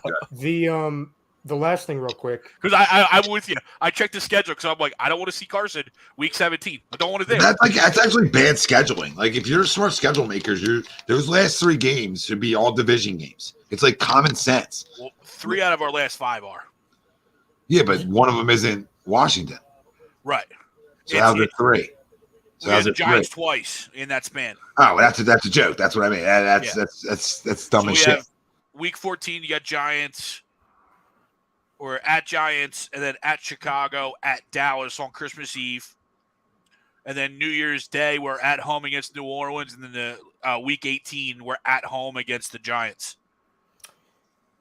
At least the schedule makers were smart enough to put one of the Washington games on Monday Night Football. Yeah. I don't know why. I don't understand why it wasn't. Or no, is the first game in Washington? Yes. Okay, never mind. I'll shut up. I was going to say whatever game is in Philadelphia needs to be on national television. Jay, I will bet you $1,000 that the Pats do not finish the season 15-2. Will you take that bet? I think there's a better chance Belichick retires than that happens. Could they win 12 games? Could they win 11 games? Sure, but that division's very good. Very good. Division's improved overall. What the hell happened? And then you got the dog and Zach Wilson. I mean, come on, you can't forget the dog. He friggin' sucks. He sucks, that guy. But now he's got a little dog in him. Receivers are saying Joe Flacco. His wide receivers are even saying in the media publicly that Joe Flacco. He's got moxie. He stinks. You know what he doesn't have? 2 working knees. Guy stinks. Sucks. He's got something else that works though. Yeah, I don't know yet. I'm in the middle of you 2 guys. Make sense? Like, I'm just in the middle of you 2 guys. I don't know what he is. I mean, I don't know if he can play quarterback. I'm just talking about completely off the field scenario. Well, hey, Greg, he's got some dog in him. Well, in that sense, he's stupid because if he cheated on that girlfriend with a mom, go to hell. Like, what are you doing? I can imagine that mom was I don't give a damn. I don't give a damn. He's an idiot. No idiot. comment. Yeah, I'll leave you up there. I'm sure Zach Wilson. I'm sure Zach Wilson can pull some non-mom tail too. Do it while you can, while you still have a career. Yeah, I don't know. I don't know what he is yet, right? I mean, he's got some skill position players around him. I can see players in practice thinking Joe's better, right? Just because Joe's a seasoned fucking veteran at this point of his career. He's got a cannon for an arm. He's more of like a pocket passer. He would be a guy that flashes more in practice, right? You know what I mean? But I don't know. We don't know what Zach Wilson is yet either. They're starting to put a little bit of a team around him. So we're going to find out real quick. I mean, this year will be really telling if he makes strides. I don't think he's terrible. I also don't know if he's a franchise guy, right? You know what I mean? He's weird. He's weird to me right now. Yeah, he's a Jets quarterback. They're always weird. Coach, real quick, coach rankings 1 through 4. I'm very interested to see where we have this. Well, Brian Daboll doesn't count because he hasn't been a head coach yet. So for the Giants, right? So, well, do you think he's going to be good though? I do think he's going to be good. I just don't know if they have the quarterback to be able to do what he wants to do yet. He's not going to turn him. Yeah, he's not going to turn him to Josh Allen. Let's calm down. You know what I mean? Not us, but I've seen people try to, like Giants fans, try to say that. Like, that's just really drinking the blue Kool-Aid. Yeah, I mean, that's the saving grace, right? I don't know why the Giants are even, like, thinking that, like, for their own good, to be honest. Like, you're going to stink for this year. You're going to be in a great spot to get one of the young quarterbacks, and then Daboll is going to help and guide, like he did with Josh Allen, one of these much more talented quarterbacks that didn't go to Duke. That's what's going to happen. Yeah. Like anyone talking up like, oh, Daniel Jones is the next Josh Allen. No, he's going to suck. And then you guys are going to suck. And then you're going to get a good quarterback and you're going to try again. I was never Daniel Jones to begin with, so yeah. Not me either, Frankie. Right. Especially for Duke quarterbacks, like, come on. Duke being a football powerhouse, come on. Yeah, you can't go to Duke. You're 100% right. Play basketball, it's different, but maybe not sometimes too. But that's a conversation for another day about the Dukies. But that being said, like Mike McCarthy, Brian Daboll's 4 just because the other guys in this division actually are pretty good coaches. So he's just there by default. I think Daboll could be better than the guys in this division over time, but not yet, right? Not yet. So he's 4. 3, honest. I think it's kind of tough. No, I think it's kind of tough to rank him because you have a guy like McCarthy who did win a Super Bowl, whether you think about it or not, right? Whether you think it was him or whatever, he did win a Super Bowl. And then you got a guy like Ron Rivera who's been around, but he really hasn't won a whole lot. And then you got the young and up-and-comer, right? You know what I mean? Like, I think it's kind of tough to rank. I think the Rivera thing, it's because he was kind of stuck with a Cam Newton who either had a bad knee or a bad shoulder or both for about 4 years. No, absolutely. So he was playing with Will Greer, Kyle, you know what I'm saying? Like, he had some real – and also McCaffrey, who can't stay healthy, and Devin Funchess was their best wide receiver for like 3 years. Yeah, I think Nick Sirianni, in all fairness, is 3 right now.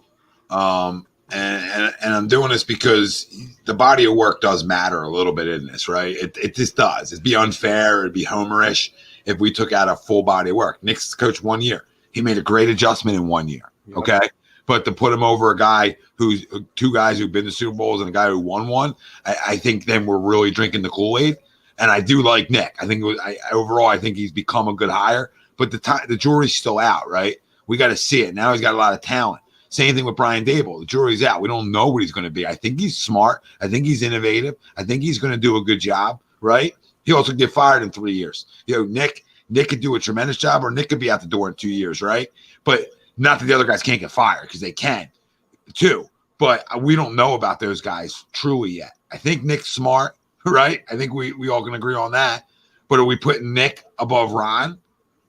We put Nick above Mike McCarthy. Like, I'm not a Mike McCarthy guy, but he's the only one Rodgers has won it with him.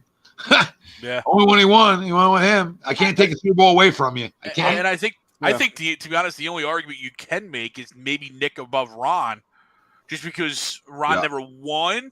But you're right, Tommy. The longevity and just even the level of respect that Ron Rivera commands in a locker room and commands on a football field almost makes it impossible to put him over. But I think that's the only argument, because you can't take away a Super Bowl whether you like the guy or not. I can't. I don't like the guy. Let me make that clear. I do not like Mike McCarthy. I never did. I think he's a smug asshole, but he's part of that tree. And he's part of that West Coast tree. And he did win one. He won a lot of football games. He's won football games in Dallas, right? I do think I don't know if he's won, though, right? This is hard, right? Because I can make a case Ron's really won and deserved one. But he's also he's overachieved and he's underachieved, Ron, right? And coaches do that, right? I think Mike McCarthy has almost been the definition of consistency in his coaching tenure. Okay. Oh, you got Aaron Rodgers. Cool. Okay. Like that's nice, but I'm a part of Rodgers' maturation. I mean, he was a part of Aaron Rodgers' maturation at the quarterback position too. So I can't take it away from him either. Let's see. The jury's out, because this year's going to tell you. You know, if Washington can be who we think we are, it really shows how good Ron Rivera is, right? But if Dallas is lethal in McCarthy's third year, right, boys? You know, you're talking about his third year, junior year, right? You're really going to put your stamp on stuff. So both guys are like hottest seat guys right now in a way. Because if Rivera has a losing season again, I don't know if he's keeping his job, no matter how much he's respected, right? Makes sense? If they're not a playoff team, he might be fired. He probably will be fired. So those two guys are a hot seat backs to the corner guys, where Dable and Sirianni are, even though Sirianni's got a great roster, right? He's still house money-ish to a point where he's not going to get fired this year. Right. Kellen Moore will finish the season as the Dallas Cowboys coach. Ooh. He very well could, right? And that won't be a full reflection on Mike McCarthy, though. That would be a full reflection on just what's going on in Dallas, how they're just constantly underachieving as an organization, where they have like star power things and they just can't win with no matter who they bring in. And then I think he's a scapegoat for Dak not continuing to get better, right? Because it's going to come down to Dak there, and he's a scapegoat, plus he's the problem because he didn't get him better, right? So it goes two ways. But I don't know. He very well could get fired because Jerry don't give a shit, right? I don't know. That's a tough one. I would much rather. I feel much more comfortable putting McCarthy 4 as opposed to 1. I think he sucks. I'm not taking away the Super Bowl. It was 12 years ago. Anytime Rodgers wasn't awesome or was off the field, they went from being an NFL team to not even close to being competitive. We've seen guys, whether it's Rivera, whether it's Doug Peterson in the past, which somebody on the screen ripped him to shreds for saying he sucked. There could be injuries on their roster, not even quarterback, and the team continues to play and play up. In the history of Mike McCarthy's tenure in both Dallas, especially with Andy Dalton, and Danucci, like I'm not even going to Danucci. I'm just saying with Andy Dalton, who's at least serviceable. He's an NFL quarterback. Not great, but he's an NFL quarterback. And then going back to his Packers days, his teams have never played up. And that's the first sign of a good head coach. He had major locker room issues outside of Aaron Rodgers in Green Bay. The first year with that 2020 season, he had some issues, getting everybody to lock in, especially on defense in Dallas. I think McCarthy sucks. I almost want to say he's the first head coach fired, but then I remember they're going to be too good to fire him week 7, for example. There's going to be much worse teams. I might put Dable 3rd because I don't know if Dable sucks. I know McCarthy sucks. Yeah, I hear what you're saying. I don't know. There's not many teams in football that lose a guy like Aaron Rodgers or Dak Prescott per se, and they're able to do what Doug Peterson did in a year, or they're able to do what Ron Rivera's done and get guys to play up a little bit for a year, right? Ron showed that magic didn't last for 2, right? The Heineke magic didn't last for a second year, right? And that's not a shot at Ron. That's just because he's not good enough, right? Mm-hmm. But when you talk about losing a quarterback in season to the likes of Rodgers and Dalton, Rodgers and Dak, I can't rip a guy because they weren't successful, because your team deflates too. When it's that caliber, when it's that great of a quarterback. Like teams deflate. Like you lose Rodgers, you're like, fuck. You know. You also have to look at too, where those two rosters were arguably built to win right around those superstar quarterbacks. When Doug did it with Carson's still young, right? No one thought that Carson was going to have that jump, so they probably had a better backup quarterback in thinking like, hey, we still don't know what this young kid is. We like him, right? But we probably are going to value the backup quarterback a little bit more than what the Packers or the Cowboys did in those scenarios, right? But Greg, my point, it's not that they weren't successful. It's that, and again, Dallas outside of Dak Prescott still had Zeke, CD, Amari Cooper. They had a ton of weapons to where it's like, hey, we used to always argue how important is Dak Prescott when you have the 5 weapons in the passing game and the 2 in the running game, and then you obviously have the offensive line. They plummet. They're not like, it's a difference of being competitive and not competitive. They were not, and it's more in the sense of the Packers. The Packers, Randall Cobb, Devontae Adams. You know what I'm saying? Like I can go to all those rosters. Running backs, for example, Eddie Lacy before he was Snacks Lacy. Like they went from being an NFL caliber team to where I thought I was watching Coastal Carolina. Like they were awful. Everybody plummets, and I understand. Like, listen, you go from one of the best talents of all time in Aaron Rodgers, Dak Prescott, who's not an all-time talent, but he's very good. Your weapons aren't leaving. Everything goes. That's my biggest thing. And like I said, I'm not somebody that's going to take away trophies. I don't agree with that. Yeah, no, but in season it's hard, right? Like, sure. Like that's my point. Like in season, like what's Ron done? Like, and I love Ron, but like if he's lost a quarterback unless it was Cam, no quarterback he's lost was like to the stature of those other two guys, right? Or the level. Sorry, they weren't at the level of those other two guys. So, in my opinion, it's not taking away for guys playing up. It's saying as a roster, you're like, okay, hey, it's not a drop off. We still got our things here that are good. When you lose the likes of Rodgers in season and Dak in season, it's almost impossible to adjust. But I think the bigger thing is when you look at coaching staffs, right? Staffs as a whole, Dallas is one. I mean, Dallas is one. You talk about Kellen Moore's offensive coordinator. I think does a really good job, and Jack Del Rio is their defense coordinator. So I mean, they're names, and it's more of a flash. But they're one over the whole coaching thing. I don't know where I rank these coaches at. Like, I don't have a hard pressed opinion, right? You know what I mean, guys? Usually I do. I got opinions on all of them. I'll just say as a staff, though, which is a little bit easier of a decision for me, I'll put Dallas one as a staff. I still don't think they're winning the division. I still think they're going to underachieve. But as a staff, name-wise, on what they've done in their career, they're number one. Because I'm not going to take away Jack Del Rio. I think he's a damn good defensive coordinator and has won a lot as a defensive coordinator.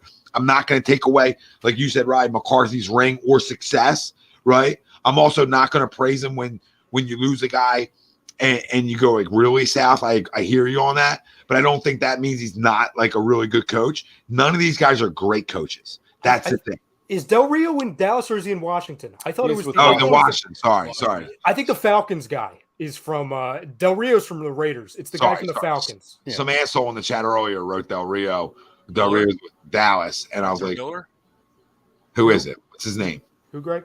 I don't know. I was guessing. Former head coach of the Falcons. Arthur Miller. Oh, Dan Quinn. Dan Quinn. There you go. That's who it is. Arthur but he built the greatest, where he was one of the greatest defenses of all time, right? The Legion of Boom. Yeah. Dan Quinn. Yep. Dan Quinn. Listen.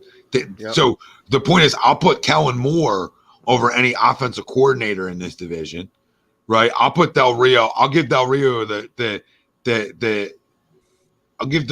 Rio more than I give Dan Quinn, right? I think he's a little bit better of a defense coordinator, but I think Dan Quinn's a damn good defense coordinator too, right? They're both really good, but I'll give Jack a little bit more there. Yes, I still think I'll go Dallas one overall, because who's Washington's offensive coordinator? Offensive coordinator? Yeah, like me. Like I don't know who. No, it's not a big name. Scott Turner. By the way, we have breaking news. What? Per Adam Schefter. Cowboys left tackle Tyron Smith has suffered a torn left hamstring during Wednesday's practice. It will keep him out indefinitely and could cost him multiple months of the 2022 NFL season. Wow. So about Mike getting fired halfway through. Yeah. Yeah. But no, listen, like I don't root on injuries here at all. It's not my style. That guy is a great left tackle. He's been a great one for a while now. He was the reason they could run the football the way they did. He's the reason why Dak Prescott got paid a lot of money. He's a big part of all that. Why Zeke got paid a lot of money. Why Zeke got paid a lot of money. Yeah. But you never want to see guys get hurt like that. But that's a gigantic loss for them. I don't know how they recover from that. And especially because this offseason they also lost Collins. They lost the right side too. Yeah. I mean, Zach Martin's a stud, but he's the only guy left. Right. Yeah. So I mean, they got young guys, but you know what I mean. They're going to be without, to start their year, I'll be right back. Gallup, because Gallup's definitely missing time, right? I would imagine. Yes.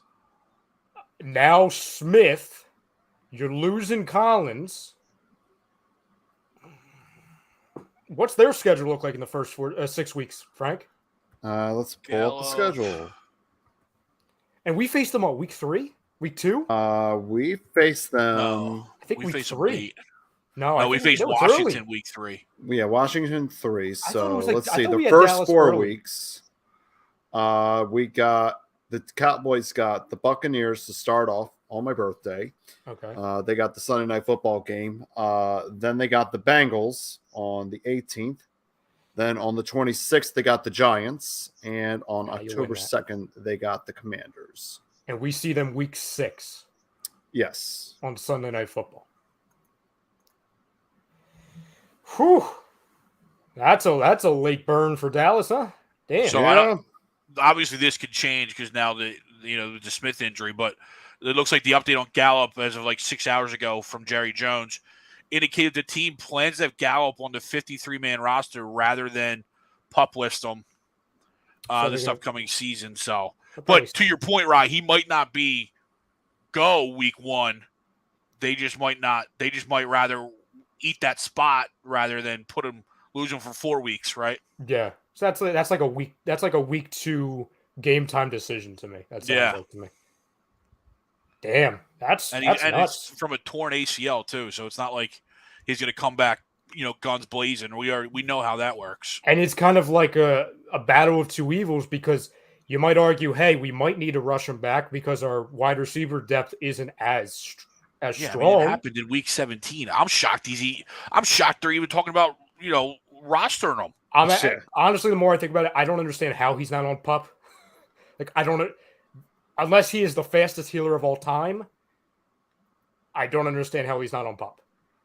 Yeah, at this stage, Gallup isn't expected to play week 1, but the Cowboys are leaving the opportunity wide out to return to action not long after the September 11th opener.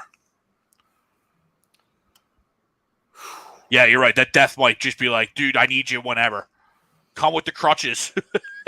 Yeah, or no, honestly, I could see them throwing him out there in week 2 or 3 just as a freaking decoy. Just, put him on snap count. Yeah. Yep.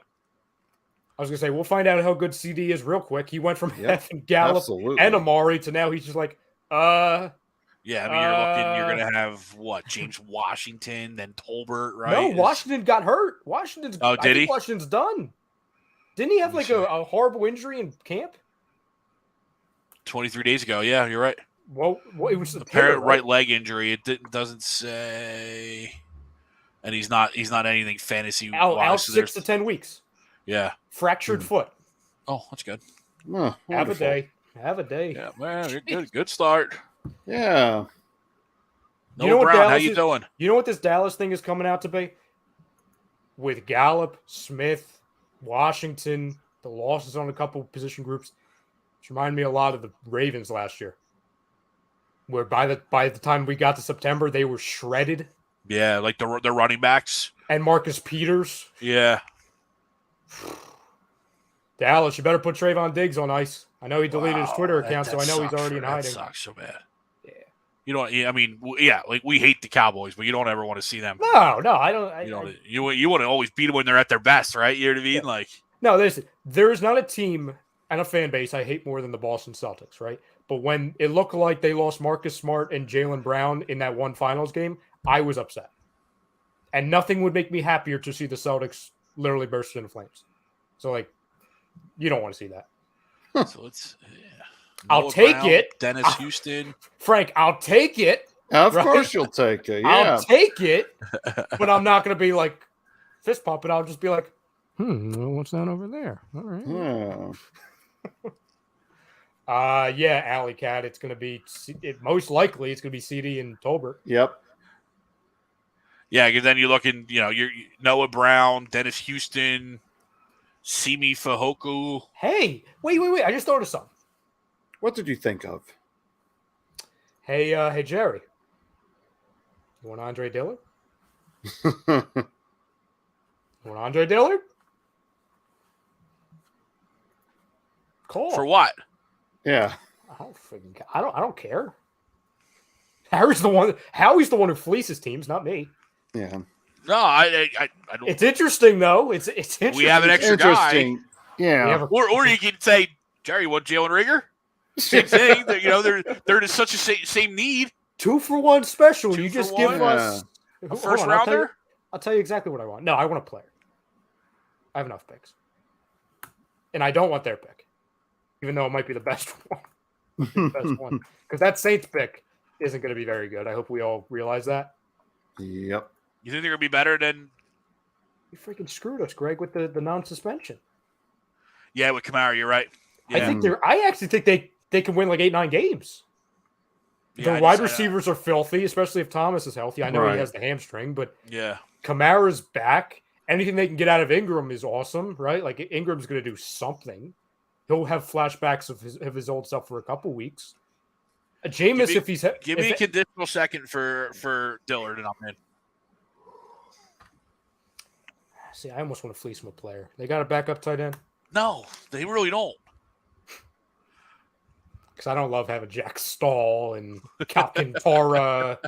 Yeah. Like, it's pretty bad. I'm like begging, like, hey, can we just bring back Richard Rodgers? Just because I know what I'll get out of him. Good old Dick Rod. Let's see. Cowboys.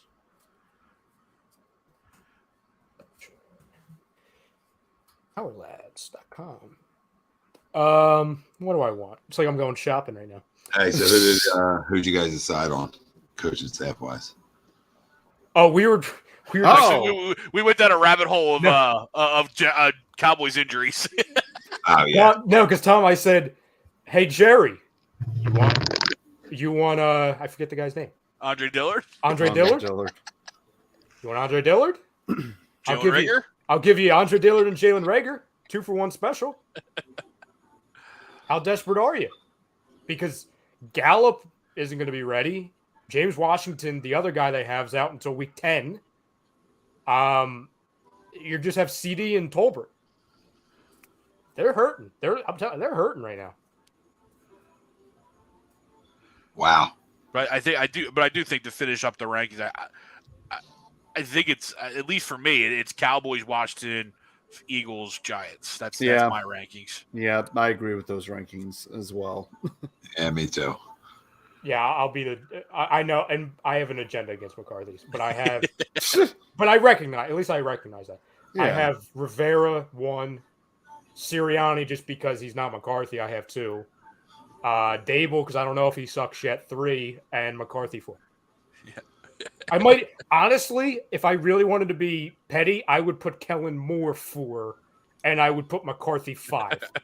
And if I want to be really petty, I would put Jonathan Gannon 4. But I hate Jonathan Gannon, so I can't do that. Yeah, I just think when it comes to Ron, I got to be critical of his offense sometimes over the years too. He's been able to really get defenses to play up, but I mean, obviously outside of Cam, he really hasn't had a quarterback. I get it, but I mean, his offense has been always a little bit of meh to me. It's like vanilla, like there's not a lot of innovation in his offense. That's concerning to me. When I look at Ron, but that's like my only knock on him. Like I think he's a tremendous coach. Mm-hmm. It'll be interesting to see how he does with a semi-decent quarterback in Wentz. Yeah, it's gonna be interesting, right?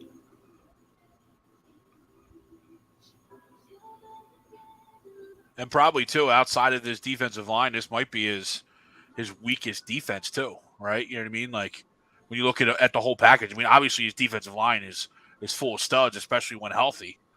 But I mean, as we went through this discuss, this project or whatever, the linebacker core is not much. You know, I mean, you have a little bit on the back end, but not what you used to have or what Ron's used to having, right? You know what I mean? Or Jack, right? I mean, Yeah. It's not like it's just Ron. He's got a legit defensive coordinator in the house. I mean, you can make the same comments for the Cowboys as you can make for Washington, right? I mean, they're spitting images of each other, where they have the stuff in place, coaching staff wise, but they're always missing stuff roster wise. I mean, Dallas's problem up until they got Micah, was defensive issues. I mean, It wasn't their offense. It was going to get enough stops. They've sort of cleaned that up, and getting a guy like Micah Parsons helps you start the healing process, right? But everybody's underachieved out of those two teams and coaches and organizations, right? At times. So that's why I said that's like the hardest thing. It's like the hardest grades or rankings in the world. Because I can make arguments with all of them. The only one that I can't right now is Nick, because he did it. He made adjustments like year one. That's pretty impressive. But I can't put him one because I don't like Gannon, and I don't even know who our offense coordinator is. Shane Steichen. Yeah, that doesn't make me warm and fuzzy. The name doesn't have a ring to you, Tom? No, it doesn't do it for me. Well, what would do it for me? If everybody out there hit the like and subscribe, no matter where you're watching us from. If you're over on Facebook, hit the follow button, leave a review. If you're checking us later in the podcast forum, leave a review. We love you all.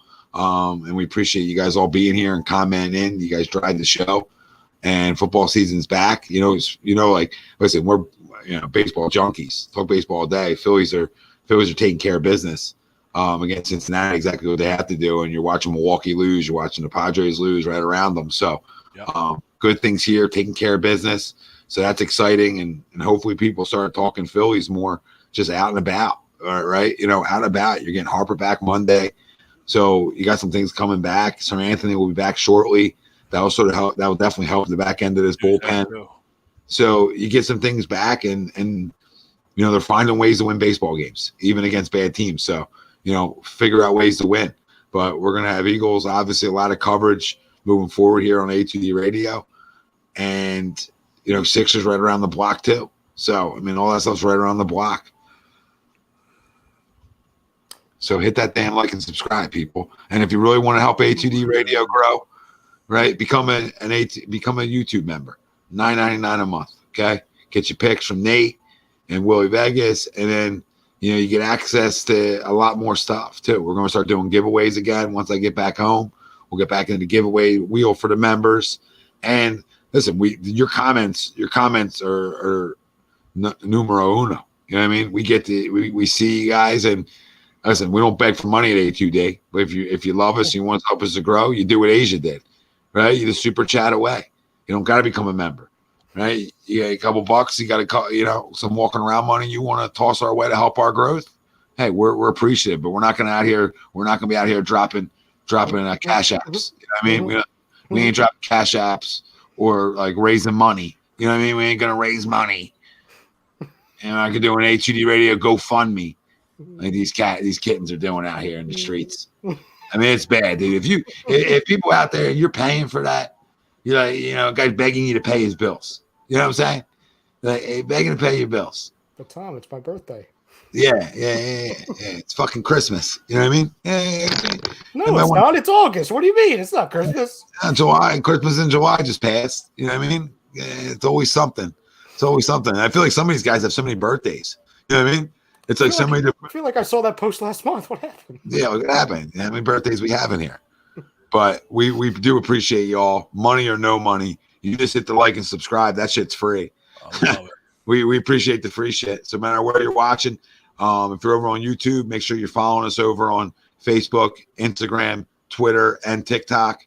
We're everywhere, baby. So make sure you're with us. Thoughts and prayers to Ralph, by the way, because I just saw the trade return and what they gave up for Patrick Beverly. What'd they give up? The infamous, untouchable Talon Horton Tucker and Stanley Johnson, who Ralph never wanted to trade ever. That's a great trade. That's a really good trade, man. You can't have enough perimeter defenders. You know, he gets in your skin. He seems like a good teammate, though. So, whatever. Lakers still going to stink. 9th seed in the West. Here we come. Sure. Oh, look at that. Look at that. Look at that. Look how nice it looks. Best friends now. Slim Reaper, I'm as hot as you are going to be this year.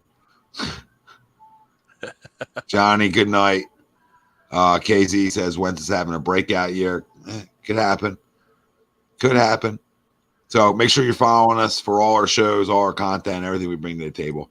Chrome was with us earlier. Noah was with us earlier. Ralphie fell off his chair again when the trade came through and his internet kicked out and hasn't come back.